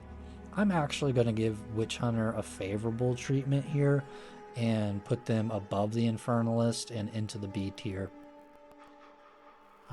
low B tier. Okay. Now we're moving on to the Tactician. And the Tactician got a lot of love. I think it was like a league or two ago. Pretty interesting class in its own right. We'll go over it again for hardcore purposes here. So cannon's ready, +1 maximum number of summoned totems. Totems have more skill speed. Totems only use skills when you fire an attack projectile. If that last line wasn't there, that would be actually a really great ascendancy choice in my opinion, as it sounds like the totems this league are going to be a lot stronger. And obviously, if that's what you are into, then that's what you should go for. At the end of the day, cannon's ready. I don't like it because of the, you know, need to constantly be firing for your cannons to be, or for your totems to be doing damage. But, you know, you could be making up for it if you're able to just kind of stand still and deal out some damage offensively. Interesting. The totems also get you embarkment auras. The embarkment auras are nice. They're not too strong defensively. If we take a look at the Tactician and the description for the embarkment auras, we can see down here, just a moment, should be able to hover over it. We can see that, you know, depending on the you know, totem that you select, you get a certain effect. So, you know, for defenses, there's not really one in here that's good, other than maybe, you know, shockwave totem with area of effect if you're doing you know, some sort of stun ability or something like that. But for the most part, these are all offensive related skills. Doesn't really help you out too much here. If we take a look at, you know, some of their other skills, polish that gear, gain deflection rating equal to 20% of armor, and then gain 100% evasion rating as an ailment threshold. So this really does just kind of solve your ailment threshold. And then deflection rating has got a huge buff, so polish that gear in my opinion, is now probably moving into at least like an A tier defensive node. And it's going to be very strong and will allow individuals to, get that armor, and evasion kind of split if they want there. Stay light, use cover, also a very great defensive node here, where you defend with 200% of your armor. Enemies have an accuracy penalty against you, so you're harder to hit, at least at distance. This has somewhat of an overall cap nerf, so maybe through the late game you don't want to take this, but your maximum chance to evade is 50% and maximum physical damage reduction is 50%. So very early on, this is strong. Like if you only have, like for example, 25% evasion and 25% armor, this just shoots it up to 50 very easy. But beyond that, you're kind of taking somewhat of a loss. So I don't necessarily fully recommend this late game, but early game and through the campaign, it's definitely noticeable and it feels great, especially for hardcore solo self-found purposes. Watch how I do it. If you're rocking any sort of totem, companion, minion, allies build, this one is fantastic, where you'll be able to do some added damage of your main weapon damage. So if you rock like a really strong two-hander, that is kind of like what you would want to do in that scenario. Your banners are also really nice with some just added glory per second generation. You can place as many banners as you like, and you might be able to stack, some more buffs through a solid plan here through persistent buffs, have 50% reservation. All of this is decent. There's even, your immobilization. So right where we want them, projectile damage builds pin, and then pin enemies cannot perform actions. So, I would say like right where we want them, a solid plan, and whoever plays best, like these are all kind of like B tier nodes. Right where we want them is a little bit stronger, probably the strongest of the three because of the pinning effect, where they're unable to perform actions, and you're just always going to get that on projectiles. So if you're doing any sort of projectile build, this is actually quite nice for hardcore because it's akin to a freeze or a stun or something like that. Just kind of upgrades your pen. And for bosses and for mob clear and just overall survivability, like having a freeze, having a stun, having something like that in place is, in my opinion, absolutely vital for a very clean hardcore experience. So right where we want them, you take stay light, use cover, you take polish that gear. You might spec into minions, or you might spec into totems, or you might spec into just kind of stacking a little bit more of your persistent buffs here. At the end of the day, Tactician's a very honest and healthy ascendancy. For purposes of hardcore, though, it's kind of underrated. Like if we take a look here and we search by Tactician, not a lot of play, 1% play of Tactician still alive. Not many that reach over that 40k threshold here. So if we take a look at like this individual here, they're still stacking energy shield. It looks like they're going minions, and as you can see, polish that gear, stay light, use cover, right? A solid plan, right? So that they can use more minions and still have some buffs. Like it's a solid build. And then it looks like they're doing supporting fire too, which is a lot of screen clear.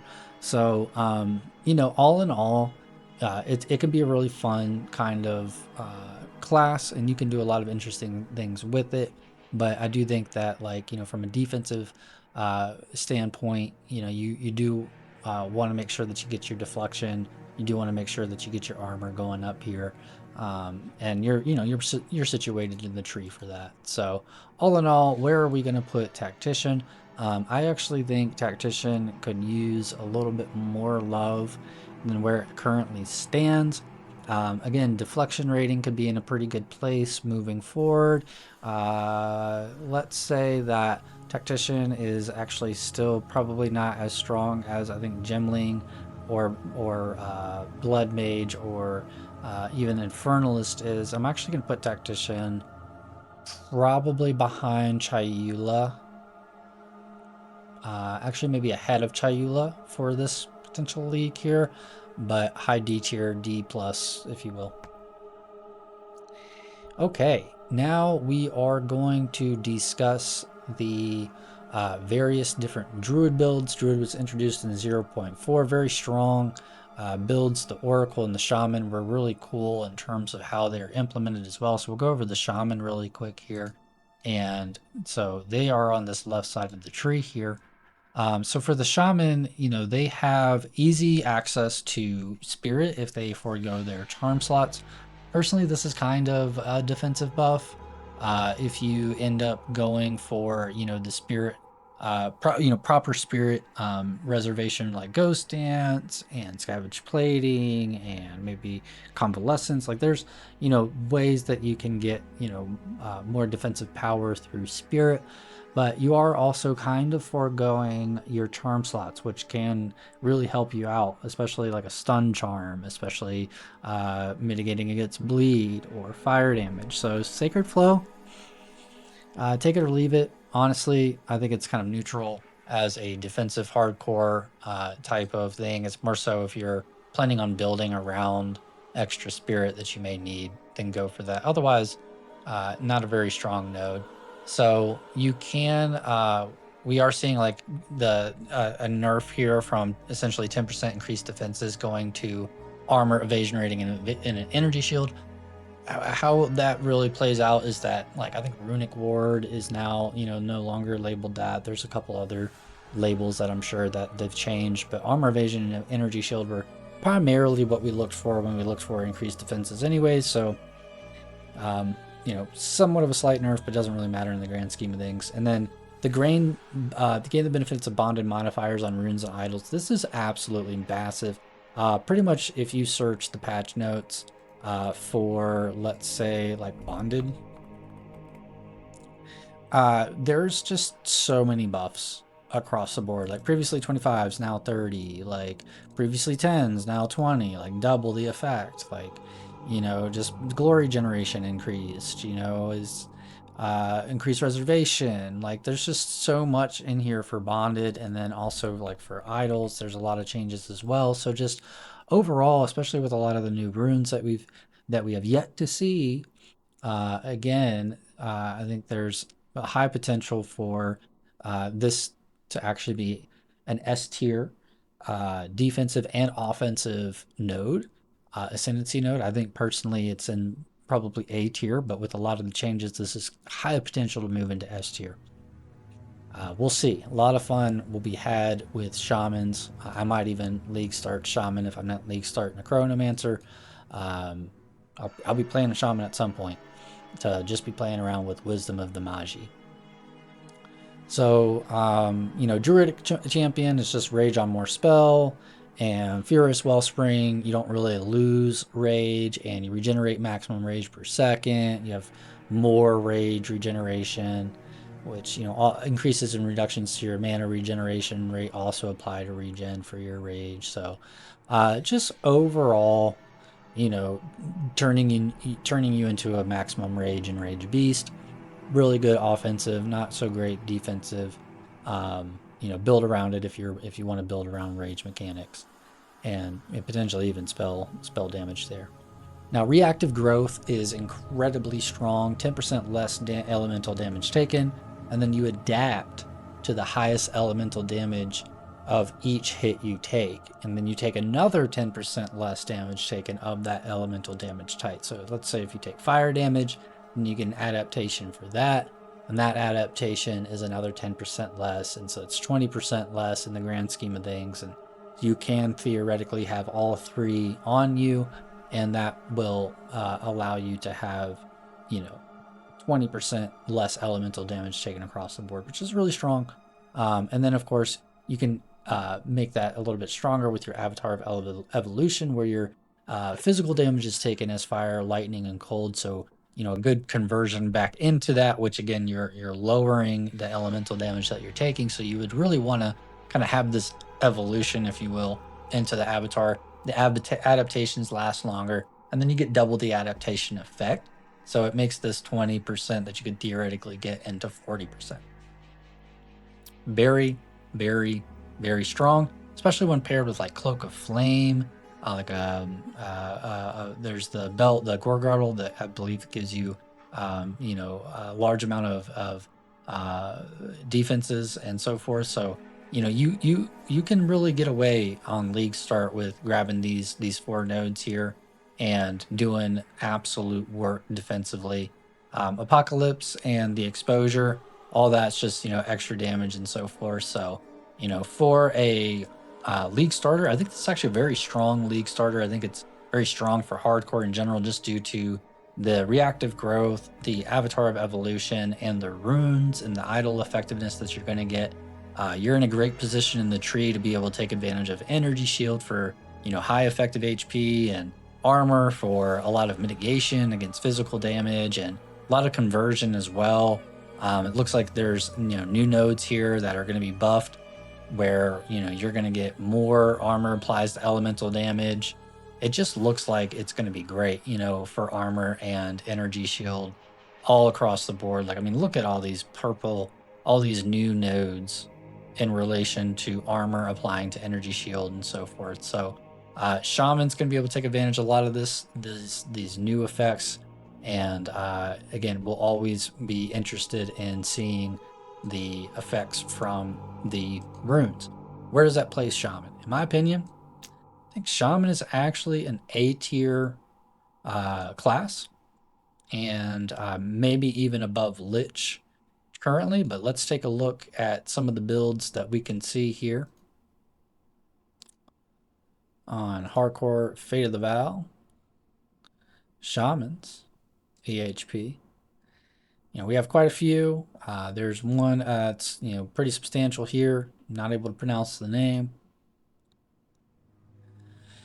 but you can see that this shaman's looking pretty at 20k physical, 67 across the board for elemental, 2.1 for chaos. And they have decent armor. They have high percentage chance to block. That's also lucky through the Svalin. Svalin is also a cast on block. So, there's a spell generation through this mechanic. So he's using Frostbomb, Thunderstorm, Spearfield here. Very kind of like interesting spread with that.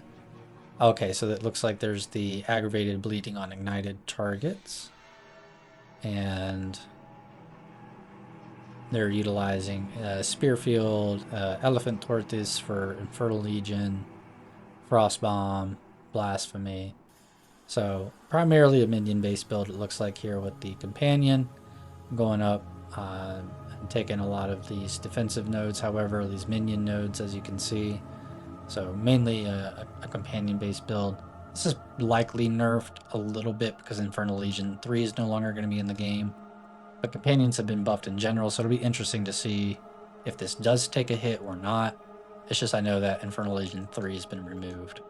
So grain of salt on the offensive power of this build, but the defensive power of this build looks great.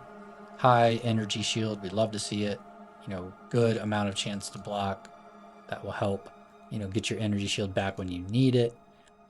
And just overall solid mechanics all around, allowing for a good, high, effective pull here. So there's an example of a Shaman. Again, I think a Shaman's a lot of fun. I think Shaman has a lot more potential than even like the Invoker does, or the Abyssal Lich, or the Witchhunter, and certainly anybody in the C or D class for a league starter and for defensive capabilities. Okay, the Oracle is quite interesting. I think the Oracle has a lot of offensive power. So let's take a look over at the Oracle and what that entails. So you get Pass Not Taken. Pass Not Taken allows you to get access to all of these nice nodes here, these like blue highlighted nodes. Doesn't look like they've added too many, or if any, Oracle related paths while taken nodes. So it looks like that's pretty much the same as last league. And then the Entwined Reality allows you to kind of jump around and grab notables as needed, as if you take any sort of these keystones here, then you get a circle radius around it where you can grab nodes. And that's actually quite powerful, especially late game. These two nodes combined allows you to really just grab pretty much strictly like the strongest notables and skip a lot of the smaller ones, and your character can be quite powerful. defensively and offensively, but I believe defensively it just takes a lot longer to come online for league start purposes. It may not be the go-to that you're looking for. There are a lot of builds kind of oriented around in some of these nodes, so maybe it will be. I think up here, like the chance to avoid death from hits, this is all bait for hardcore, so like it seems like it would be hardcore oriented. I just wouldn't care for it, right? Anyways, Harmony Within is less maximum life and less mana, but you do essentially get mind over matter when your mana is higher than your life. So maybe it's worth doing that for like a pseudo MOM, but I personally don't like having my EHP cut by that much, whether I am mom or going life. If I'm energy shield stacking, that may be helpful, but Harmony Within just is maybe like a C to B tier defensive node. Converging Paths gives you moment of vulnerability, where you can. It's basically an offensive node. Create little like visages on bosses, and you can do some more damage to them at certain times when you stun them or freeze them or prime them. Essentially, you can create like a shade and do so more damage. Lesser harm, critical hit chance against you is unlucky. Damage damage of enemies hitting you is also unlucky. This is a great defensive node. Probably like a B tier, just good straight up defensive node. Where critical hit chance if it's on, like let's say it's a lightning damage, like especially on lightning damage mods, this is going to have the most effect because lightning damage has the widest range. So if you look at the range of attacks and it says like 1 through 100, well that it can roll anywhere between that. And when you have lucky rolls it twice. When an enemy is unlucky, it rolls it twice and it chooses the worst alternative. And if it's lucky, it rolls it twice and it chooses the best alternative. So for this situation, damage of enemies hitting you is unlucky. So if it's lightning damage or if it's bleed damage or there's that wide range, it should prefer that lower range. And oftentimes that is going to be like, it's kind of like pre-damage to the formula. That's the start. That's the base damage of enemies kind of hitting you. So at the end, this could be anywhere from 10 to 15% flat damage reduction across the board. If they end up getting a lower roll or have a low roll in general, which they should, due to the lucky mechanic in general. So lesser harm's quite nice. I do like it. It's just not as standout as some of the other defensive nodes. And then inevitable crits just kind of enables crits.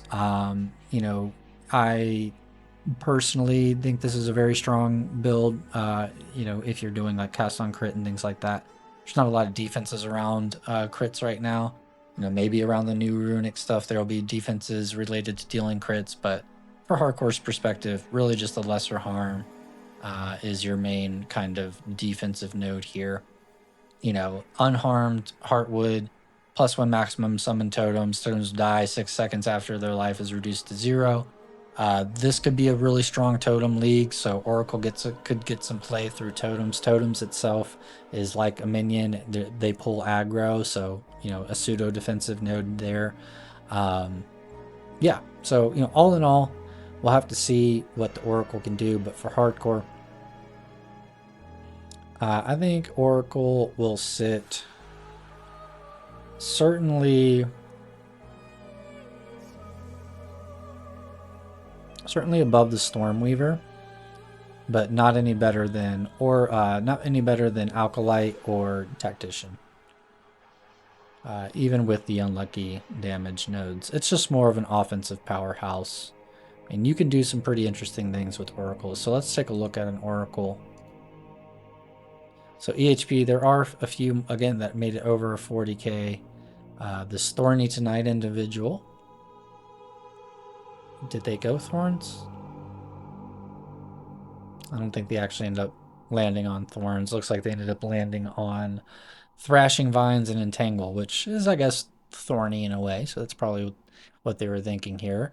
73 EHP looks strong, mainly through energy shield. They've got some decent armor for small hits. Block is 25%. It's decent. You know, solid resistance across the board. So all in all, like, you know, a character that I would also play just because it, you know, it reaches the acceptable level of being able to clear in-game content.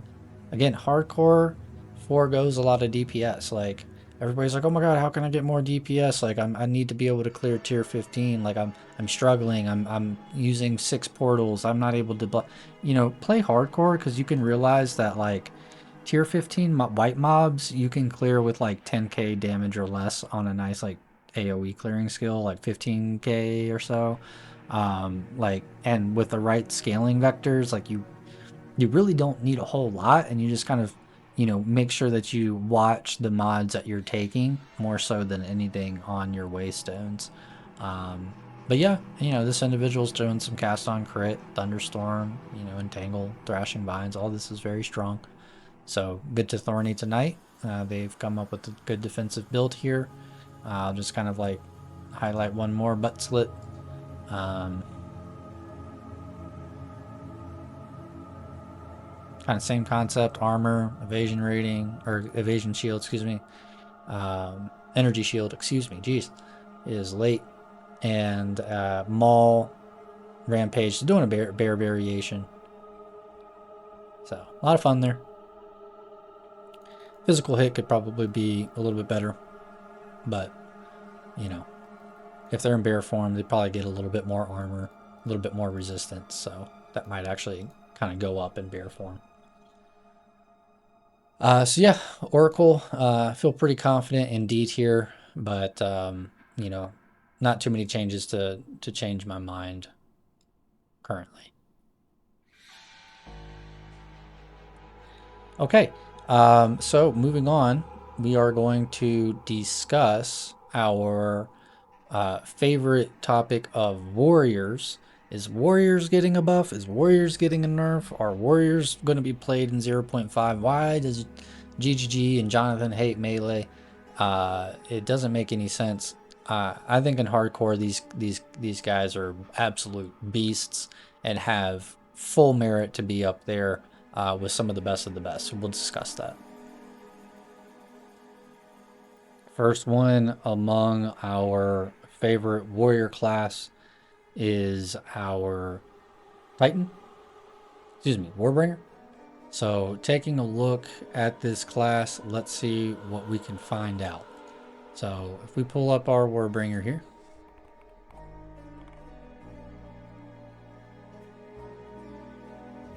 Warbringer is quite tanky. Warbringer is a very, very solid ascendancy choice, especially if you're thinking about league starting with it, due to a very, very honed in and tailored ascendancy changes that they made up to 0.5. Namely, with Renly's training, this gives 35% base block from equipped shield instead of the shield's value. You can also double that up to a maximum block chance of 75, and you end up taking 20% damage from blocked hits, but that maximum block chance of 75 is quite high and overall does give you a higher effective HP.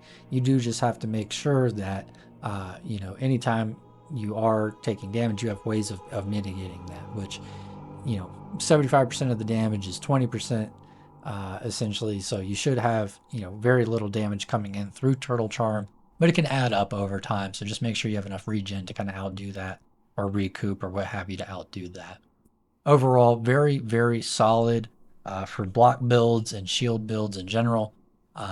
War Callers below. So this one, War Cries explode corpses, dealing 25% of their life as physical damage. Very strong. If you time this correctly, enemies that you just killed, they are going to explode before their death animation, which is going to prevent on-kill effects. So being able to spam War Cries is actually quite nice to be able to prevent on-kill effects. On-kill effects are oftentimes what can actually you know, rip your character. So with that being said, you know, can be a very strong defensive node, but in its own right, kind of just enables a lot of those Warcry builds to come online. And then Answered Call, just kind of, you know, more totems, and you get to get ancestral spirits on a totem. There is a turtle that, you know, gives you enhanced block and a little bit more defenses. So the turtle is really nice. The rest of them are more offensively related. And again, I keep saying this may actually be a totem league or a surprise totem league to a lot of people. So Answered Call may get some play. Warbringer may get some play with this, as well as Wooden Wall, where if you do take this, 20% of the damage from hits that you take is instead taken from your nearest totem life. So also a fantastic defensive ascendancy node here. Just kind of spreading out some of that damage, so you can kind of think of it as like flat 20% damage against hits have been mitigated, because that's going to be taken from your totem as long as the totem is up. So as long as you keep totems up, you're good to go with that, which will be happening if you're using an Answered Call, in my opinion. Jade Heritage, also another fantastic S tier defensive node, in my opinion, where it gives you additional physical damage reduction per Jade stack at 10% maximum Jade stack. So just a nice 10% flat physical damage reduction. This is quite nice. And then also you can utilize the skill Encased in Jade, which is going to give you guard equal to your 6% of your maximum life, which we know is a little bit more with increased quality. So guard is effective HP, and you know, you can get this skill down to a good level to where you're able to pretty much keep this guard up you know, very consistently, especially in like boss fights or when you need it, or as like an oh crap button. So Encased in Jade's quite nice just to have as like that passive ability that's on you at all times, and then that oh crap button for the extra guard effect that you can kind of eventually keep up almost 24/7 on your build. So all in all, Jade Heritage, actually, you know, maybe look at, I said it was an S tier, probably closer to like an A tier node after seeing some of the nodes that we've seen so far. So Anvil's Weight for armor break and imploding impacts for fully broken armor you inflict increases all damage taken from hits instead. So this right here is just great for, you know, more offensive abilities, especially if you're dealing physical damage. You do want additional armor break. For hardcore, whatever, you know, not necessary, not needed. For hardcore, I'd be taking Jade Heritage for sure. Excuse me, I would be taking in Renly Training and also Turtle Charm, and then kind of flex either between, you know, War Callers below, or, you know, maybe I might come up here and take Wooden Wall if I'm doing totems, and maybe forgo, you know, Turtle Charm. It just really depends. But at the minimum, you know, these two here, Jade Heritage and Renly's Training, are your strongest nodes. And so Warbringer can come on as a league starter pretty early. It's probably not the best league starter for the warrior class, but again, with some of the totem changes and so forth, and Encased in Jade being better over time, and just, you know, just overall buffs to block chance, you can't go wrong with this this class. A lot of people think that, you know, warrior's slow with maces and so forth. This class, even though you've got you know, shield oriented, you could go spear. You know, you're not necessarily locked into that. You can also weapon set out of some different things and be able to make sure that you're also still able to rock a shield. You can go spells and rock a shield. You know, there's a lot that you can do with Warbringer outside. You could even go minions with Warbringer and, you know, have them doubled up with the buffs from all your totems. Like there's, you know, there's a lot that you can do with Warbringer. But I think at the end of the day, you know, it's just a very sound defensively oriented ascendancy class. Like for hardcore, it just gets the job done.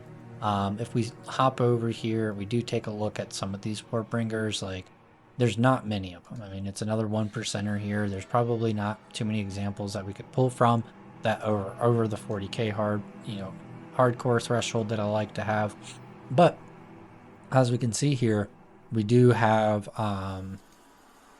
very interesting name here. So this individual has, you know, very strong showing for effective HP, but I probably still wouldn't play this build because of the physical max hit being low. There's a headhunter here.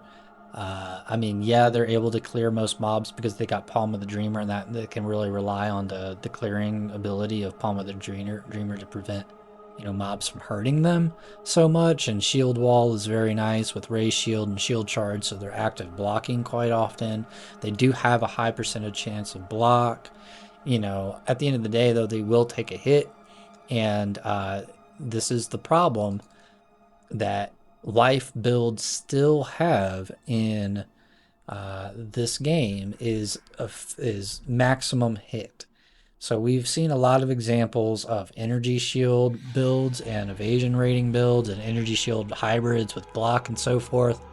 This is the first one that we're really seeing that stacking a substantial amount of life, even with about 4,600 life here from on a Warbringer.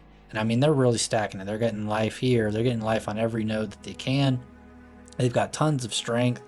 I mean, how much strength do they have here? 921 strength. I mean, that's more than what a lot of characters see, especially with an Astramentus and so forth. Like, they're really going all out to get this life happen.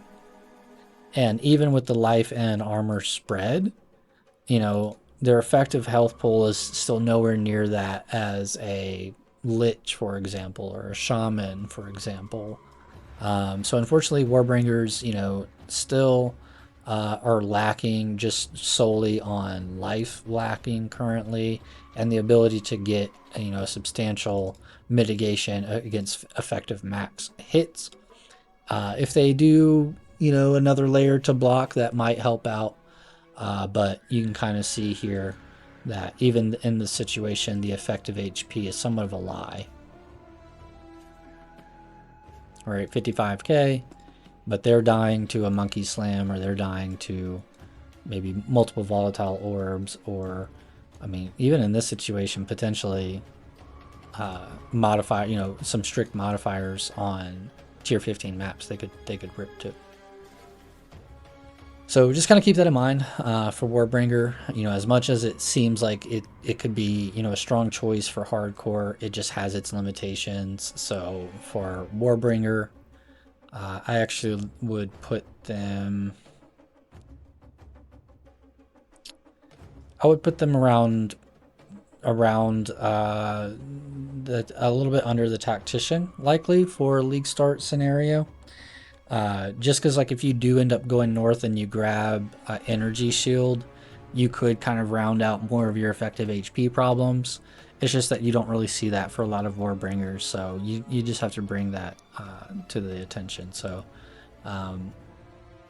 let's say that for league start scenarios, it's around a D or so. Okay. Moving forward, we will talk about the Titan now. So the Titan is really interesting just because there's not been a lot of changes behind it, and it's still focused around hulking form. Hulking form could see some interesting new play as we have, if we look at some of the new tree changes here, some of these smaller nodes, like, you know, some resistance is in the tree now, and smaller nodes for deflection rating. Also looks like you can gain a lot of power out of these. 8% could be 16%, right? I mean, or 12, excuse me. So there's a lot of, you know, potential. Companions have 10% increased attack speed. You know, some of these companion nodes you could look at potentially doing an interesting companion build. You know, there's more of these additional nodes up here for armor and faster sort of recharge and so forth. So, you know, anytime that they add to the tree, it's just interesting that they kind of still have to remain limited due to the design philosophy behind Titan. So the smaller nodes, or the lesser notables, have to, you know, kind of be reserved in their capacity. Otherwise, Titan can easily, with hulking form, get out of control. It is gated behind colossal capacity, which you don't really care about. Even in hardcore with the inventory slots, we don't really care about. You can always portal back when you need to. So yeah, hulking form, potentially a buff. You know, crushing impacts, more damage against heavy stun. That's all just power. Every third slam you cause aftershocks, just more power, potentially some stun opportunities out of this. 15% more maximum life. This sounds great, but as we know, life is just still very difficult to get for effective maximum HP. Titans can still get out all right. It's just it's still, I would say, like more in like the C and D tier until life gets a buff in itself. And then, you know, we have 50% more armor from equipped body armor, stone skin. So this is great, especially if you're going with a high armor chest piece. There's a couple unique chest piece that can give you some high body armor, right? So keep that in mind. Stone skin's very, very powerful. Armor's very powerful, and especially if you're getting the elemental damage taken from armor, this is just, you know, kind of in line, and actually might even give you more effective HP and survivability than just the life in this scenario. So keep that in mind. Stone Skin's incredibly strong if you're stacking armor, which in most cases you should as a Titan. Earthbreaker, you get your slam skills, you know, aftershock, and every second slam is boosted. So just, you know, kind of damage on the wings here and defensive power on the inside, with hulking form being kind of that generic power across the board here. Where does Titan lie? In my opinion, it's pretty strong. I think it's, you know, got potential for a good starter. I think there's a better starter for Warrior though, and Titan's something that you kind of spec into a little bit later, as you are able to get more armor and have, you know, tier 1 armor. As you can see though, Titan on paper can get quite a lot of effective HP. This individual would do what I would probably do in a hardcore scenario, which is stack both life and energy shield. It's hard to get away from energy shield in my opinion for hardcore, but there are individuals that do it here, right? Who get away with 4,000 or 5,000 life, but are able to do so in other mechanics through effective hit pulls. So like this individual here has, you know, roughly 13,000 energy shield, 2.5k life, 28k armor. So this is actually pretty decent. Like, will actually affect some boss damage and so forth later on. It's better than a lot of like the 10 to 12k that I think is a little bit easier to obtain. Decent block chance, 27%. And so you can see what this translates to is a nice health pool here. And just this 167 is just really strong because they do have a lot of that just like kind of flat additional damage reduction as well through the shield, it looks like. The hits, this on the chest piece is low-key underrated, where hits against you have reduced critical damage bonus. So that stacked with armor just makes armor that much stronger. Again, I'd probably not do the Headhunter, but yeah, you know, a really strong hybrid build here. And it looks like they're stacking Shield Wall and Sunder as kind of their main clearing abilities there.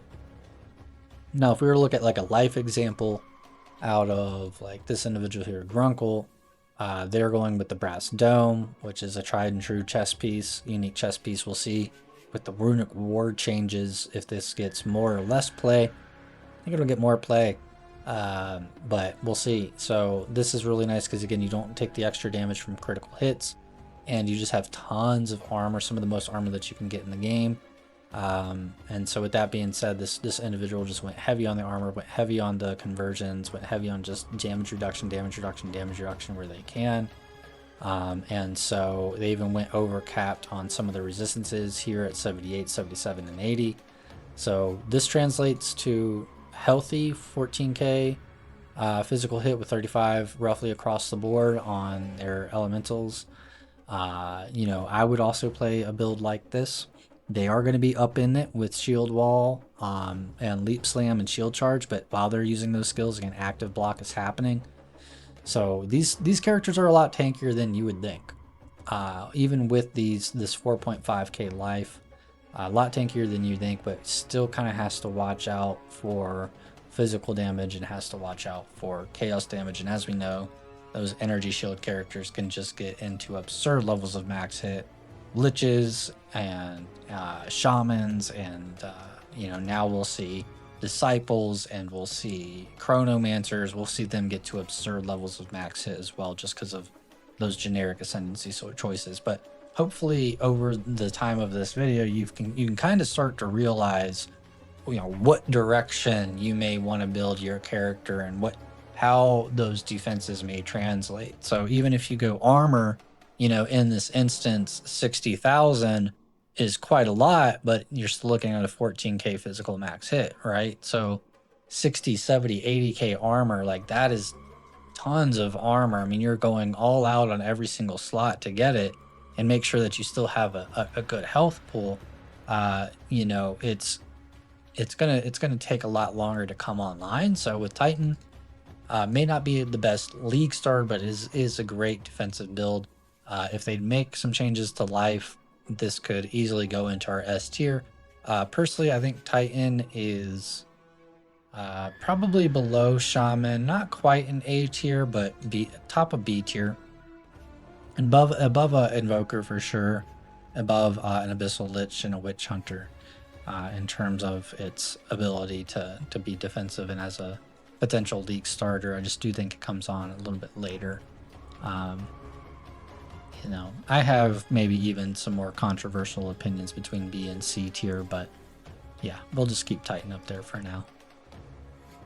All right, so last but not least of the warriors is going to be our Smith of Kitava. So our Smith of Kitava here, let's pull him up. How are we looking for Smith? He has been overshadowed, in my opinion, by the new glove notable for the martial artist. However, for a league starter, Smith of Kitava is a great league starter and is one of the ascendancies that I think that you might be able to spec out of and into either a Titan or a Warbringer should you want to go warrior. And then Smith of Kitava is rumored to potentially maybe have a secret behind this one. I don't think there is, based on the data mined information that we've seen so far, compared to the monk Chayula data mine information that's there. But that being said, Smith of Kitava, fantastic for hardcore. I have a couple of my guild members who swear by this class on every single one of their league starters, namely because this Smith's Masterwork, your normal body armor, you get 200 armor for each connected notable that you essentially utilize through the Smith's Masterwork. And so you can get a lot of flat armor just generically through a normal chest piece. So you don't have to worry about hunting one down or really even upgrading one. And then you can take, for example, this node dedication to Kitava where it applies to chaos damage. This is busted at all levels, kind of makes it to where you don't even need to take chaos res or very little chaos res. Or if you do take chaos res, like this is almost overkill in the current situation of the game. Body armor grants hits against you have 100% reduced critical damage bonus. So as we saw with Iron Dome and some of the other higher EHP characters for Titan and Warbringer, this is actually a pretty strong node in comparison with armor. Maybe not the best along this line, but it is nice. Increased spirit. This one's difficult to take on a body armor that doesn't necessarily come with spirit. Or since the body armor is normal, it's not going to have like an increased percentage on it other than this. So take this if you need it. Don't typically need it. This for hardcore is extremely strong as well. Body armor grants 3% maximum life per second. So especially grabbing this before doing Viper. So I think Viper with 1 chaos ring and like 100 life per second, and you can pretty much tank her damage and clear her very well, especially if you're able to dodge roll a lot of the spear stabs that come from her warriors that enclose in on you. But yeah, regenerating life per second strong at any point of the game. 3% is really good. It's a good ascendancy node. 25% of physical damage from hits is taken as fire damage. Really great. Again, if you're able to convert over into fire damage, a lot of the damage, you can get, higher maximum resistance through fire damage, and it just gives you higher EHP in general against physical damage hits. Body armor grants 50% of armor applies to elemental damage. It's pretty much like a must-have as well. So, you do want to make sure that that kind of conversion is happening and that you're getting that armor applies to elemental damage. Ever since they added that to the game, you actually do feel it. It is great to have it. If you don't have it, you should get it.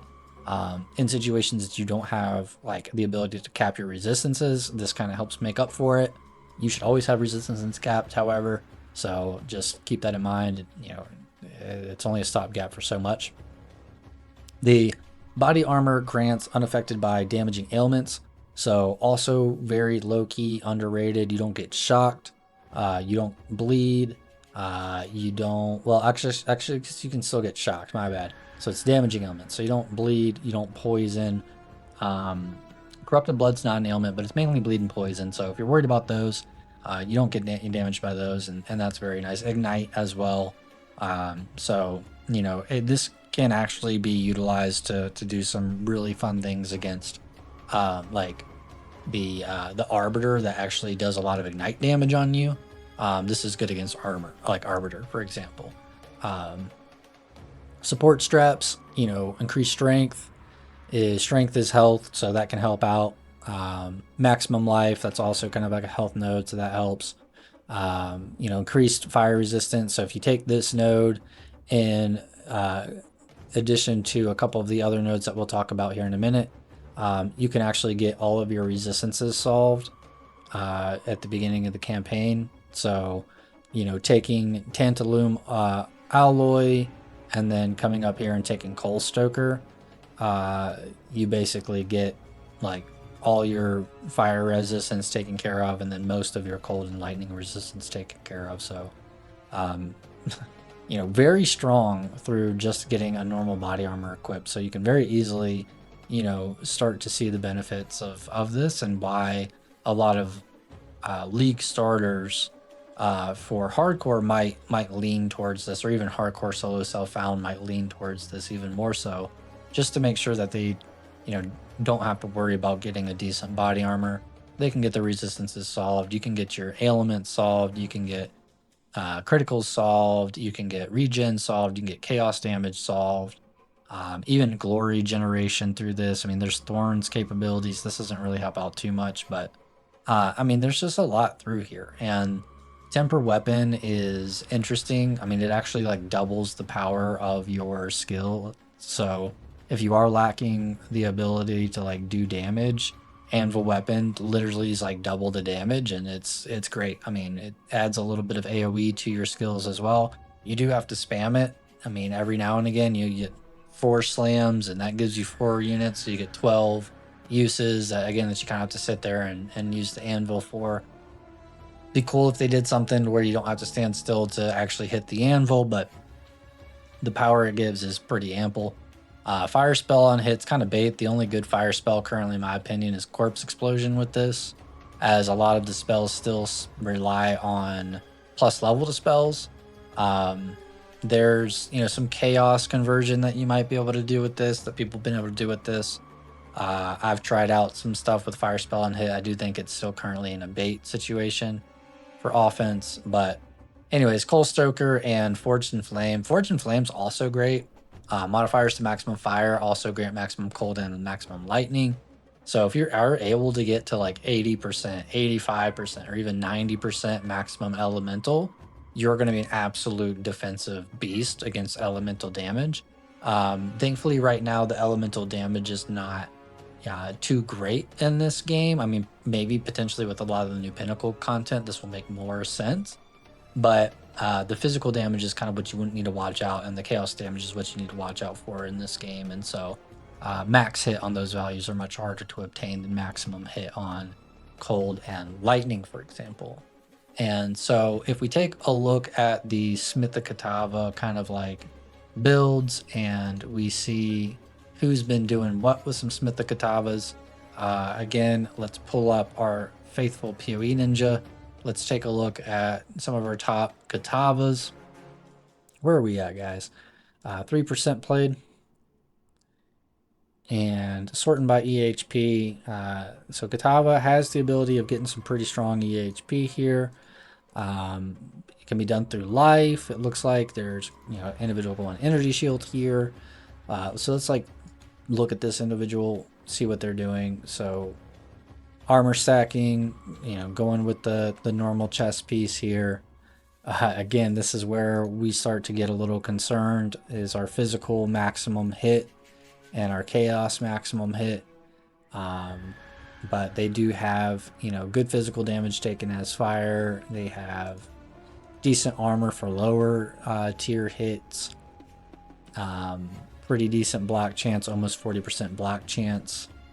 So I would be a little concerned playing this character, especially up front. But again, they're doing shield wall shenanigans, so shield wall is an active block skill, which really helps you out. Raise shield, you know, I'm sure it helps them out as well. And it looks like, you know, they've decided to go try to get as much life as they can at 3,700 life. I mean, it is quite a lot of effective HP. Like, this is deceptive here, but in my opinion, something can still go wrong and penetrate, and potentially all this armor is really not great against larger like monkey slams in late game. You really want to have, like we saw some of those armor scalers that had like 60k plus. That's the level of armor that you want to see actually have any sort of effect on those bigger slams. So, you know, this individual, you know, may look at his character on this sheet and think that, oh yeah, he's going to make it, and then just absolutely get obliterated eventually. So that's why personally I'm always looking at maximum health pool. That's kind of like my #1 indicator. And then looking at the extra layers on top of that and like kind of forming the picture outside of that. It's like, okay, they got this maximum hit. Now, how are they sustaining it? How are they keeping it alive? You know, how often are they going to be able to keep that maximum hit up? You know, and so even having a little bit of block, even having a little bit of evasion, having deflection, having added layers, you know, it really goes a long way. But these numbers right here are fairly important. So utilize them and they'll get you there in hardcore. All right, so that was Smith of Kitava. Again, for Smith of Kitava, I think he's really good league starter. I think he's actually better than Titan in terms of league start scenarios. And so I'm actually going to put him underneath Shaman, just because I think those bonded runes have a lot of potential this league to get out of hand. Lich is just still way too strong, and honestly, the martial artist is borderline S tier, probably is S tier. So Smith of Kitava, I'm gonna translate over to an A. Comment if you don't like it. Comment if you do like it. Don't really care. All right, so we are going to move on to our Ranger classes and finally our Amazon classes. And we'll be finishing up with the video. This has been an incredibly long-winded video, so appreciate you if you've been sticking around this long, if you've been paying attention to every single class, if you've been jumping around, good on you. If you want to give me feedback, that's great. I know I say a lot. I know I don't really do a lot of editing. So take it if you want it. Watch this on 3 times speed, all that good stuff. So anyways, we are going to go ahead and dive into our Ranger and Amazon classes. For our Archer, Ranger classes, whatever you'd like to call it, we have the Deadeye and the Pathfinder that we're going to go over today, as well as the Amazon classes shortly after. And again, we finished up with the video. So with the Deadeye, I believe the Deadeye is still a very strong contender for a very fast league start. Tailwind is still in a very good place, and the class is, you know, still offensively strong enough to kind of make up for some of the defenses that you may lose. So let's take a look at Deadeye. There wasn't really any patch notes related to Deadeye. There were some nerfs to Lightning Arrow and things like that, but there were buffs to Mirage Archer. So Deadeye might be actually like a little bit more interesting with the buffs to Mirage Archer and Mirage Deadeye, as you get that, you know, extra Mirage Archer effect kind of built in through the ascendancy. And, you know, when you're firing a projectile attack, it, you know, can basically allow it for additional projectiles to occur through that Mirage effect. And as we know, there's going to be more skills that can be utilized with this. Might actually be pretty busted with Ice Shot and things like that. So Deadeye, look out. Offensively, still a powerhouse. Avidity, 50% chance when you gain a frenzy charge, you gain an additional frenzy charge. Thrilling Chase, benefits from consuming frenzy charge for your skills have 50-50 chance to be doubled. So that's just offensive ability. Again, good for deleting bosses quickly if you're going to be expending your frenzy charges. Or if you have a good Frenzy Charge generator and your mapping experience, you can also kind of buff a lot of those skills related to that as well. Far Shot, just more damage on enemies that are further away from you, with endless munitions giving you an additional projectile. So everything related to damage, nothing that really stands out for hardcore. However, Tailwind is your biggest hardcore component, which you can get early. You can get it, your first ascendancy in. So keep that in mind. Tailwind comes online pretty quickly, and Tailwind's very nice. So what does Tailwind do? If you scroll down, you look at Tailwind. Tailwind gives you both essentially speed and defense. So why am I missing it here? Here we go. So essentially you get movement speed. So 1% movement speed per Tailwind, and then 2% increased skilled speed, 10% evasion rating, and then the big one is that you prevent 1% of damage from deflected hits per stack. So Tailwind is really good if you're stacking evasion rating, if you're stacking chance to deflect, deflection rating and so forth. So just overall, once you get a lot of Tailwind stacks, it feels good to be zoomy. It feels good to have the extra evasion rating, and then of course, if you go down the line here for that, there's your called shots and your bullseye. So you get critical weakness on consuming a mark on them, and then what called shots essentially does is, if you take a look here, it allows you to apply a mark kind of like automatically to an enemy within a certain range, so you don't really have to cast it. It's good for bossing. It's good for mapping in some scenarios as well, like if you want to do like a blood mark or like an ice mark, freezing mark, with explosions and things. So there could be some interest there, but really, again, your hardcore name to fame is just trying to do as much damage as you possibly can before enemies can take you out through your projectiles and your frenzy charges and or increased effectiveness of your marks. But defensively, you're just relying on the Gathering Winds Tailwind, which gives you some, again, more evasion rating, speed, and deflection from hits per stack. So it's nice. At the end of the day, though, like, not very strong defensively, and that is going to be representative as well. Like if we go back to our search here, we take a look at some of the Deadeyes in the league. For hardcore, there is a substantial drop off. 2% Deadeyes. Sorting by EHP here, Sake Mirage, rocking life, rocking some energy shield. This person Alice, rocking some life, rocking some energy shield. So let's take a look at, for example, this individual that adds very low life and very low energy shield in general. Even though they have high effective HP, a lot of that is fake because of evasion rating and the deflect chance. Eventually they will get hit. Eventually that deflection chance will fail, and they will take either substantial fire damage, substantial chaos damage, or substantial physical damage. They can die. They will rip at some point on hardcore unless they're mechanically talented and, again, have enough DPS to really clear everything before it gets to them. They're relying on freeze also with ice shot and freezing salvo, utilizing tornado shot to kind of spread some of those ice shots around. I don't think this is enough real major DPS to do what I was saying. So this individual at 91, even though they're top of the board for Deadeyes in terms of EHP, this one's a risky and rippy character. But gotta go fast. That's kind of the name of the Deadeye here. If I'm looking at the spread, there's probably one or two that I might look into, like Sweet Peaches here. This individual has a good spread of energy shield and life, maximum amounts of energy shields quite a bit. So if we look at the difference between this individual and the last build, this individual actually has an effective max hit pool much higher across the board. So overall, this build is going to feel more tanky when it does get hit, and that's when it actually matters.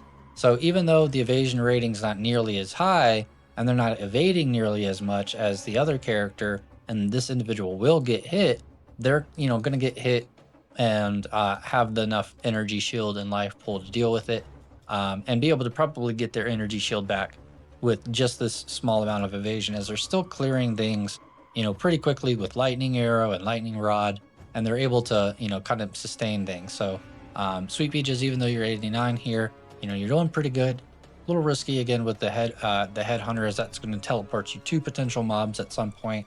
But you know, overall, you're missing some defensive choices out of 7 pillars. Keep that in mind.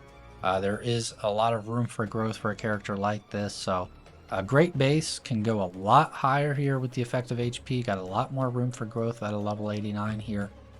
So we can see Deadeye has potential. You know, to you know, kind of reach some of the thresholds that I'm talking about. But if you are starting evasion and if you are doing life, you are going to be crippled a little bit. So it kind of forces you on the right and upper right side of the tree a little bit as a Deadeye, which is fine. That's kind of where you're hanging out. But I don't think there's a lot of defensive, you know, built, hardcore built oriented, you know, classes, you know, and builds currently in the game related to Deadeye. So for Deadeye, for, you know, league start scenarios, I'm actually putting them a little bit above Oracle and Stormweaver, but below Acolyte. So then we are going to move on to Pathfinder. Pathfinder is one of my favorite classes in PoE 1 just due to the identity and utilizing flasks and having your flasks regenerate at all times and just having that up, especially during long and extended boss fights. It's such a smooth class to have, and pathing around the tree is very comfortable with the Pathfinder.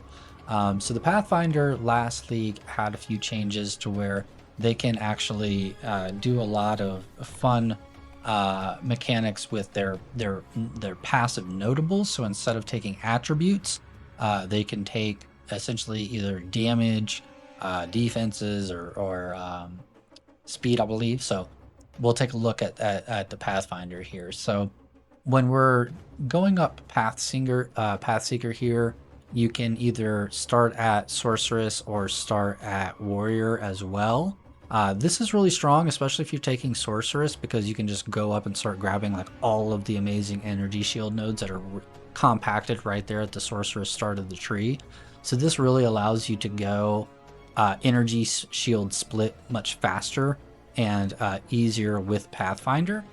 And then if you go Warrior, you can get, you know, maybe some of the block nodes and so forth. Not utilized as much, but that sorcerer starting position is very strong because of all of those condensed energy shield nodes. And energy shield, as we know, is still a great way to get high effective max health pull. That being said, you know, there's a lot of unique items that I haven't discussed today where, you know, even with like low effective health pull, you know, certain shamans with, you know, a lot of recoup or a lot of regeneration and just high levels of fire resistance and things are able to achieve certain, you know, levels of defenses that you may not see. So it's a little bit more niche. Again, this is kind of discussing broader. So Traveler's Wisdom, this is really the most interesting node that I was talking about here for Pathfinder, where you get damage, defenses, or excuse me, cost efficiency. I think I said speed previously. So damage 5% instead, 5% increased defenses. This is just self-explanatory. If you're able to get like you know, a bunch of attributes on your gear, get an Astramentus, this right here, you can get a ton of percent increased defenses. And again, kind of like in combination with Path of the Sorceresses, like you're solving a lot of energy shield out the gate with this, and really not forgoing too much other than like dexterity or strength that you would, you know, need to kind of pick up from slots and prefixes that you probably wouldn't miss anyways. So Enduring Elixirs is quite nice just because your life flasks are not removed when unreserved life is filled, and they do not queue. So you can kind of just spam life flask at all times and treat that as just like permanent regeneration, which is honestly quite strong. You know, in a hardcore scenario, that can be hundreds of life regeneration, you know, in certain scenarios. The only downside to that kind of is that you do have to just keep spamming it, and you have to make sure that you have enough life charges to keep this effect going, which isn't too difficult. But Sustainable Practices, this is a really strong defensive node as well. Taking this node, 50% of evasion rating also grants elemental damage reduction. Self-explanatory. This is just kind of like all of those armor elemental damage, applies to elemental damage reduction nodes, but it's evasion rating. So I think this is going to receive a huge buff this league, just because the evasion rating bonuses, all the additional nodes to deflect chance, and now also if you're just stacking evasion rating, it grants you elemental damage reduction in addition to that. So you can still just hover over on the right side of the tree and just stack way more evasion, way more deflect, and feel a lot more comfy taking this node than you ever did historically. So I think this is going to be great in 0.5. Now, all of these concoctions, people say they're traps. Yeah, for the most part, they are. There is some shattering concoction, interesting things you can do with that.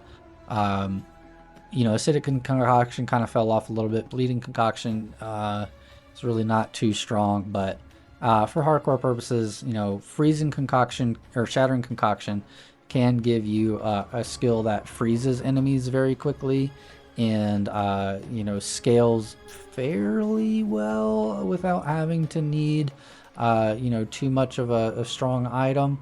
It's bait though. You can easily do ice shot or some other stronger ice projectile skill much easier. So if you want to freeze things fast, it's helpful, but other than that, it's not the best skill out there, and neither are the other concoctions. So hopefully they give them some love. GGG give them some love. Overwhelming toxicity, just more poisons, less poison duration. Strong, good for you. Good for you if you do poison builds.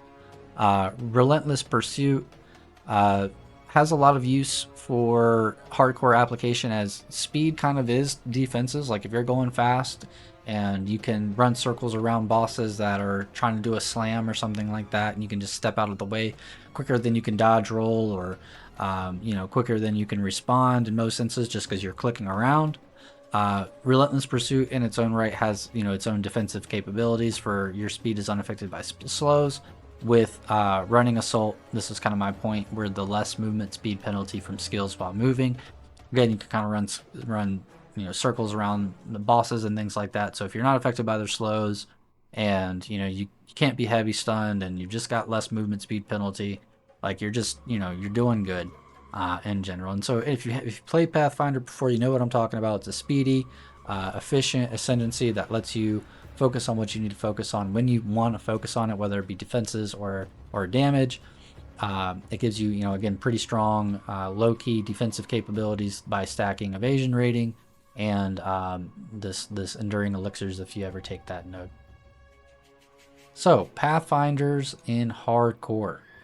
Sure, we have quite a bit of them because Pathfinder was played by some popular streamers, and popular streamers make this game kind of the spread that it is, even though a lot of these classes can and do perform well on their own right. So let's take a look at Pathfinders. We see a lot over our 40k threshold that we'd like to see, pretty much an entire screen here, and that makes sense just because of the number of players still alive. 357 still alive. Let's take a look. We've got some that are stacking ES, not as much here as this one, but the effective HP is a lot, so I imagine that they're making up for it in evasion rating. So let's take a look at this Pathfinder here. Taki Onze. Very risky max health here at 5,900 energy shield. You think you might be a little comfy with this much evasion rating and this much deflect chance. This individual will get hit. It will hurt. It will take out their life at some point. They are running around with not enough lightning resistance. What's going on, Taki? We gotta help you out here. This is a big no-no in hardcore. But speed's also kind of the game with Pathfinder and some of the range skills with Lightning Arrow and Lightning Rod. Again, you kind of just take out things before it can take you out. And if you're talented enough, you can kind of just dodge roll and avoid most hits. And I'm sure this person hits the escape button quite a bit as well. So yeah, 109 effective math health pool, but a lot of that is just because of the evasion rating. And it's a pretty decent high deflect chance. Like this is going to look good next league. Like if he's able to achieve these same numbers, like he's going to be, or she's going to be, or they're going to be a lot better. But I would still recommend going for a higher base. So if we like take a look in comparison versus Gigagoji, Gigagoji is feeling a lot more comfortable here in their gameplay at 16k, 56, 58, 56 here. You can, again, cuts on evasion rating. You got to make your cuts where you got to make them, but able to achieve 3 times as much energy shield, which is really why this effective max hit pull is a lot more. And this evasion rating is still a good amount. This deflection rating is still a good amount. So it's still going to allow this Giga to, you know, recover back that energy shield when they do take a hit. But, you know, when there's that big slam that they just, you know, were looking off screen and paying attention to the stream or something, and something happened, they're more likely to survive than, you know, this other individual that's just solely relying on 6k energy shield here, but 3 times as much evasion rating. So, you know, granted, they are rocking Hyri's Ire, and, you know, that's probably not taken into full account here. So their evasion rating is probably much higher, but still, you know, they will get hit. So keep that in mind. So for Pathfinders, where are we at? What are we looking at? I think Pathfinders are still very strong. And for League Starter, you know, it has a very strong potential here. Probably right behind Smith the Kitava. Definitely better than Titan. Maybe even ahead of Smith the Kitava. Smith the Kitava is just so easy. It just falls off later on in comparison. So I think for that reason, we're going to put it ahead of Smith the Kitava. I think it's going to be behind Shaman, especially with some of the new runes. I think it's just going to be really interesting with that. But that will be currently the Ranger ascendancies.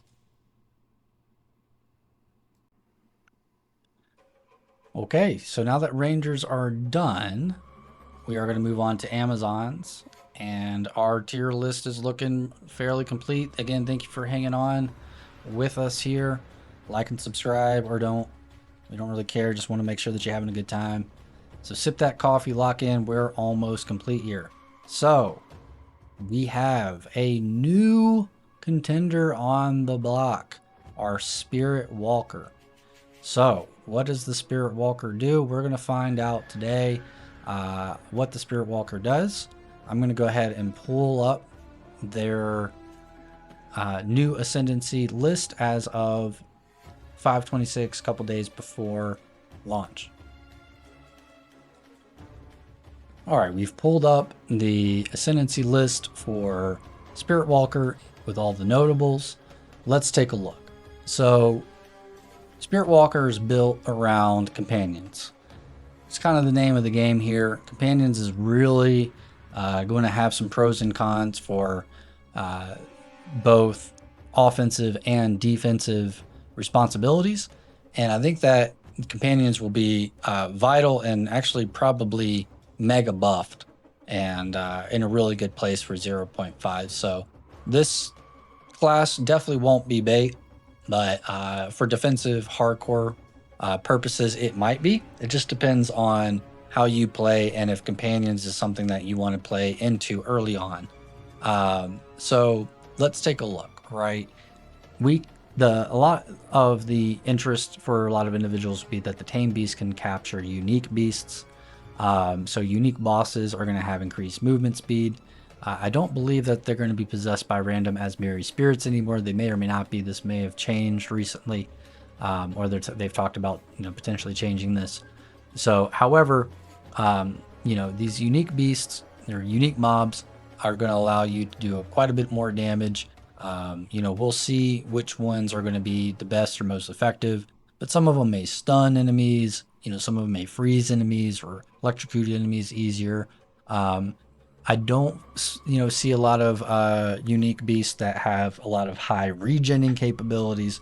So, you know, I don't see this as a strong hardcore node that you'd be looking for like defensive, you know, solutions. But of course, who doesn't want a strong unique companion that can phase tank and pull aggro? So that's kind of the name of this game. It's more companions, more aggro that gets pulled away from you, and that in itself is a beautiful defensive mechanic. And there's a lot of support gems that you can incorporate into minion and companion based builds that allow you to offload some of those some of the damage into those companions as well, so that it affects your maximum hit pool. So having companions is quite nice. It's just that most of these are going to be offensive oriented. So if we take a look at this one here, for example, Sacred Unity, this one's only applicable if you allocate all of the Wild Protector, Primal Bounty, and Vivid Stampede.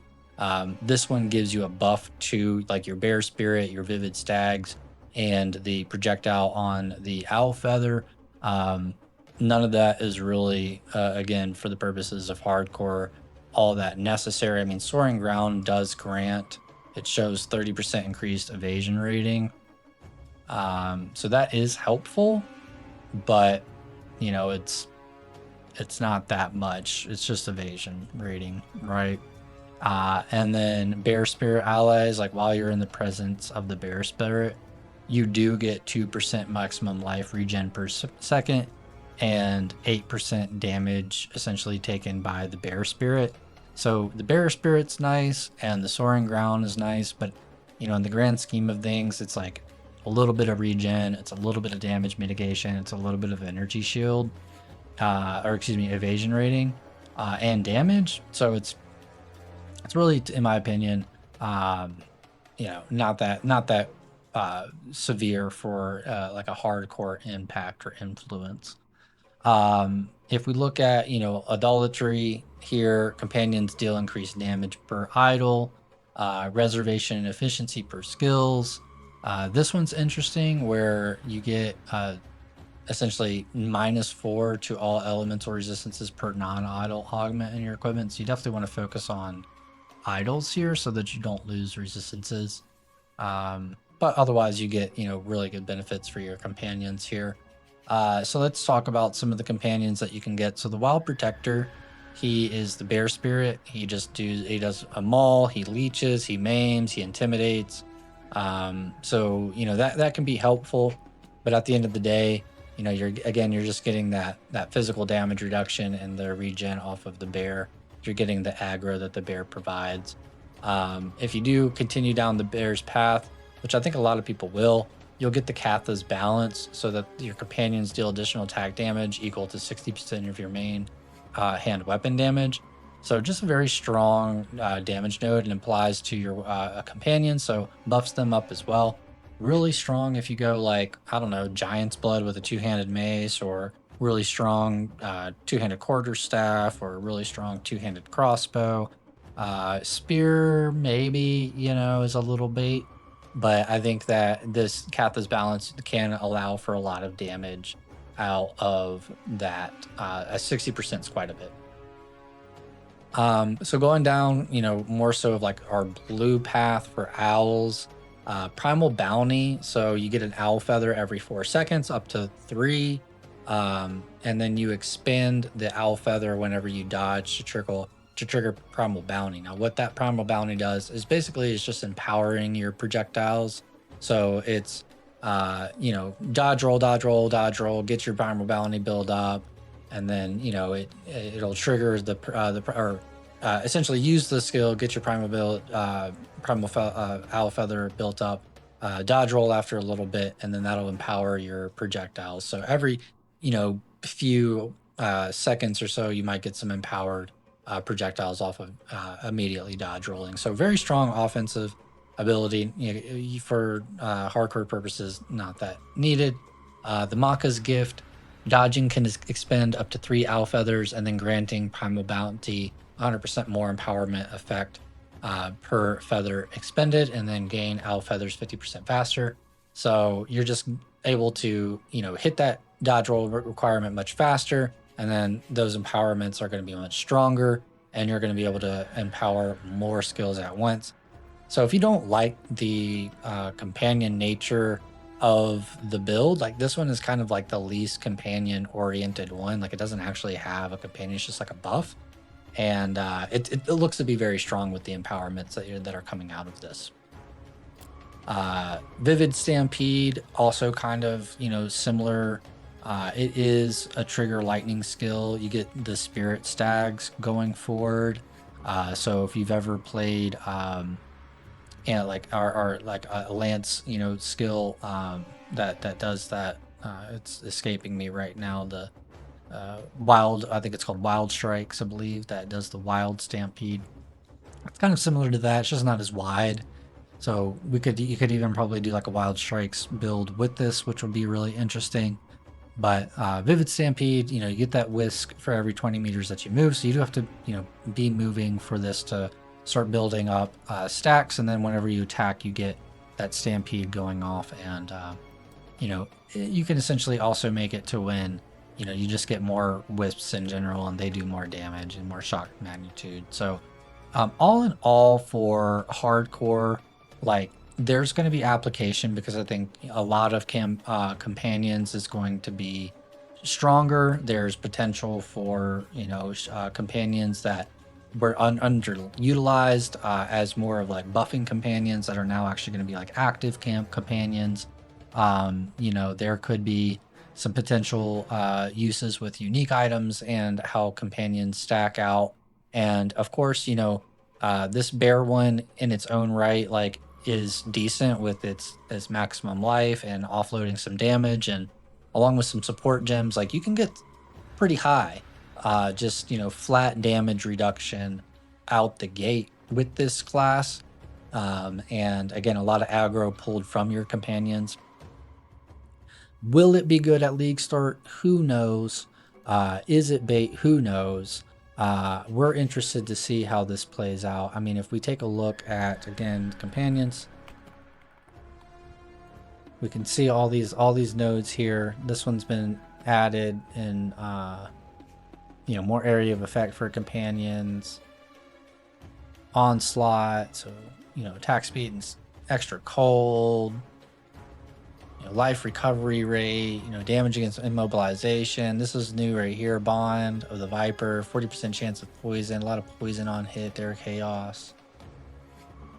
We are just, you know, probably eating real healthy with companions in general. But for defensive nodes, I don't see a lot that actually makes the Spirit Walker really stand out any more than just like a generic minion build, which we do have a, you know, Lich being highlighted there, and Lich can get to pretty high defensive levels.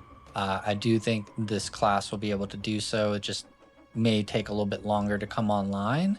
I think it's probably going to sit above Witchhunter, or maybe even below Witchhunter, but probably no better than Witch and Invoker and Titan here. So I just don't see a lot of defensive applications for it. So we'll show it a little bit of love. We'll throw it in B somewhere. I think it'll be just probably like mid B. It'll be a good mid B tier. So why not? She looks nice in the middle of everybody there. And we have the Amazon. And let's take a look at this. There hasn't been really any changes to her class. In my opinion, she, you know, is pretty strong. It just really depends on how you build this character. So let me pull up. So this is the Amazon here.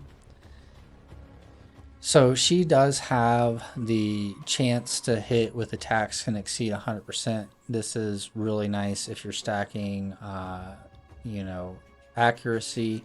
Then this will give you extra critical hit chance based out of this. So just nice extra crit for accuracy. And then you take penetrate as well, so that, you know, the attacks do additional damage equal to your accuracy. So you want an accuracy stack in that situation. Pretty strong offensive nodes. The elemental surges are also pretty strong offensive nodes for a little bit more clear. Personally, I don't like them and don't really utilize them too much. But if you are wanting a little bit of extra elemental damage and elemental clear, go ahead and grab those. Predatory Instinct, this one is almost like a must take if you're going Amazon. You get the reveal weaknesses against rares and uniques, and you deal 50% more damage to enemies with open weakness. they get that openness, I think like 40% of their health bar. So you're at 40% of the time, you're doing 50% more damage, which is just, I think, like 30% more damage at all times if you like break it down. And then, of course, if you take N for the kill, that gives you movement speed and skill speed, which is absolutely busted. Amazon can really delete bosses, and that is kind of also the name of this character too. It's kind of like the Deadeye, where you want to have bosses done before they can do any damage to you. And so defensively, though, they do get the increased evasion rating from helmet, gloves, and boots. All that's doubled, whereas body armor is halved. I think that this node, being that we are getting an increased evasion rating across the board, is now mega buffed in this 0.5 league. And we're actually going to see quite a high numbers of evasion rating come out of the Amazon class, which is going to contribute to high numbers of deflection. And so the Amazon class might actually be able to get pretty tanky, especially if they start to venture up to energy shield and start grabbing some high energy shield nodes and do more of like that hybrid split. But it really depends on how you build that character. But I think Stalking Panther 0.5 has been buffed across the board. And then, of course, you can take Mystic Harvest for your life leech recovers based on your elemental damage as well as physical damage. Very, very strong here for leeching. Leeching has been nerfed, however, in 0.5. So unfortunately, there's only so much that you can do out of Mystic Harvest, but you may be able to reach those caps or those new caps relatively easy and be able to proceed along. And then Asmiri Brew life flasks also recover mana, and the mana flasks also recover life. No real changes here. Could be helpful. We might see some new life flasks that might influence this, or mana flasks that might influence this. But at the same time, this is really just applicable if you want to be able to spam your oh crap buttons a little bit more. So not a lot of flat damage reduction or anything like that, unfortunately. You're mainly relying on leech, you're relying on flasks, you're relying on high evasion rating, and you're relying on dealing damage. So Amazons, in terms of league starters, I mean, they feel decent, but unfortunately, it's just for defenses, you do have to focus a little bit more, and it comes on much later. So if you're talented, you can dodge roll, you can get away in an evasion based build, you can clear screens before it gets to you. By all means, play this class. I think that puts them probably. I'm gonna go with below the Gemling and put them above the Tactician, however, because of that evasion rating node. I think it'll allow them to get high chances of deflect, and deflect is going to give you 40% flat damage reduction as long as you are deflecting. We'll see what the new numbers look like, but we could see some. This could be potentially up to B. This could be potentially up to A. So I might bite my tongue a little bit on that, but for now, I think the new moats look really interesting, and Blood Remnants and the Leech out of Blood Mage and Infernalist just being able to stack relatively easily, and probably not as easy as some of the other classes, but stack EHP. It just feels like it feels good at a end of the sea here. All right, finally, getting tongue-tied, but we can close out with the Ritualist, which I think is also going to look pretty strong, as we may see new base types for rings, new crafting line items on rings. So look out for people who love the bling this league. There's going to be a lot of interest for Ritualist players, and I think that's because obviously Ritualists can take which one is it here? The Mystic Attunement, where you get 25% bonuses gained from equipped rings and amulets. You get the +1 ring slot, so you get those, essentially access to 3 rings. It does come at a sacrifice. You can do the elemental resistances. I don't normally recommend it for hardcore unless you're overstacked.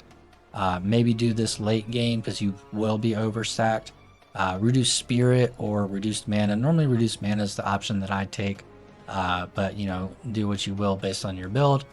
And then Wildwood Persistence, you get this life recovery rate per 5% missing unreserved life. This is incredibly strong and low-key underrated. So, you know, Simulacrum builds, you know, builds where you're receiving, or content where you're receiving a lot of damage, a lot of low hit damage, and you are actually seeing your health bar go down versus instantly all at once. You start to see your life recovery rate go pretty crazy with Wildwood Persistence, and this is quite a bit of sustain. So, you know, as long as you have low life, you're going to have high regen. Now, for hardcore, that's pros and cons. Again, I think a lot more cons because I like to survive bigger hits than having regen, but it is good for various content. And if you are able to survive those bigger hits, why not? Might be a buff. And then so intricate sigils +1 to charm slot. Unfortunately, doesn't give you like access to 4 charms. Just gives you the 3rd slot if you need it. And then more charm charges gained. We may see some changes with charm and some increased charm effects through runes and things like that, but in my opinion, probably not so much. And then can instead consume 25% of maximum mana to trigger charms with insufficient charges. You should typically always have charges, so unless you're doing some shenanigans with like cast on charge, or you know, cast on charm use or what have you, through a unique belt, I don't think this is really all that great. Correct me if I'm wrong. Ritual Sacrifice, so this one has actually been buffed in a way that it lasts much longer now. It may actually see some use. It does consume some of your life, but you get, you know, a modifier from a rare mod, and again, this might actually start to see some use because it's going to last much longer. And then Corrupted Life Force is essentially Blood Boil, and Blood Boil is kind of just like an AoE around you. It really, you know, it's okay. It starts stacking corrupted blood on enemies, and it's nice in certain scenarios, like if you're doing like you know, a life stacker, strength stacker with you know, Kaom's Heart. There's some interest around the shield that you can, you know, kind of also do corrupted blood around and stack with Blood Boil and just sit in simulacrums. And yeah, you can be extremely tanky, but it's not very strong. It's not very applicable. It takes a long time to get online. A lot of uniques around it. So Ritualist, because of the changes to rings, might look pretty strong as well. We'll have to see what that impact actually translates to. But, you know, all in all, not a bad starting position, as it will have access to, you know, deflect, evasion rating, and things like that. So where is Ritualist going to go? Personally, I think they're going to go behind Warbringer, but let's see. I'm likely going to put them above, top of D tier, or behind the Tactician. I think we're going to go behind the Tactician just because Tactician has access to easy, you know, evasion rating, deflect chance now, and some good, just generic armor. So yeah, let's just say that they're above Ritualist or behind Warbringer. Feel pretty comfortable with this list. If you disagree with this list, really don't care. Let me know though, because it'd be funny to hear what you have to say. Because this has been like a really long video and spent a little bit of time on it. So anyways,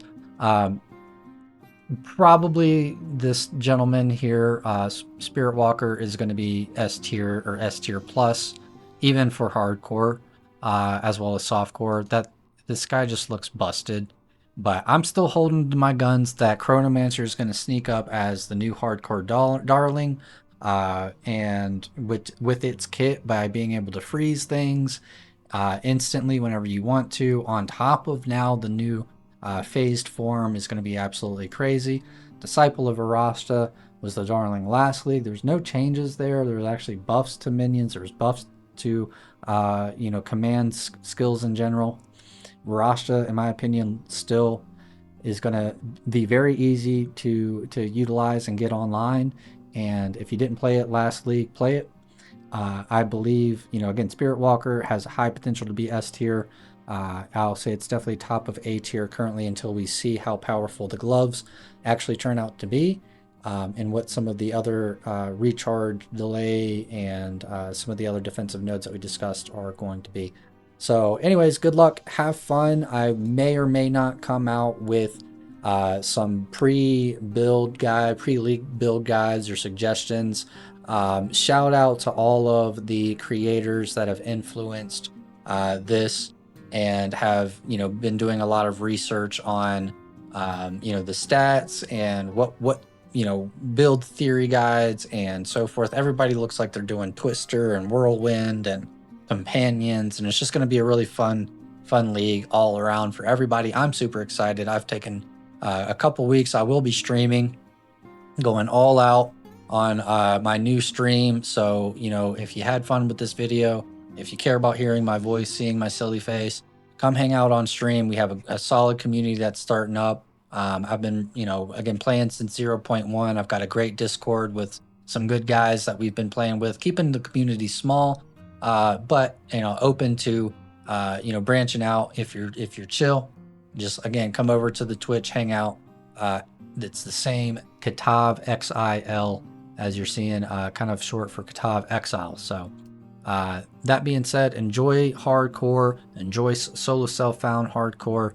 This is the tier list to end all tier lists for 0.5 until after 0.5. We could probably decimate this, but hey guys and ladies and everyone, have a good one. And no sign-off signature yet. We'll come up with one. But for now, peace.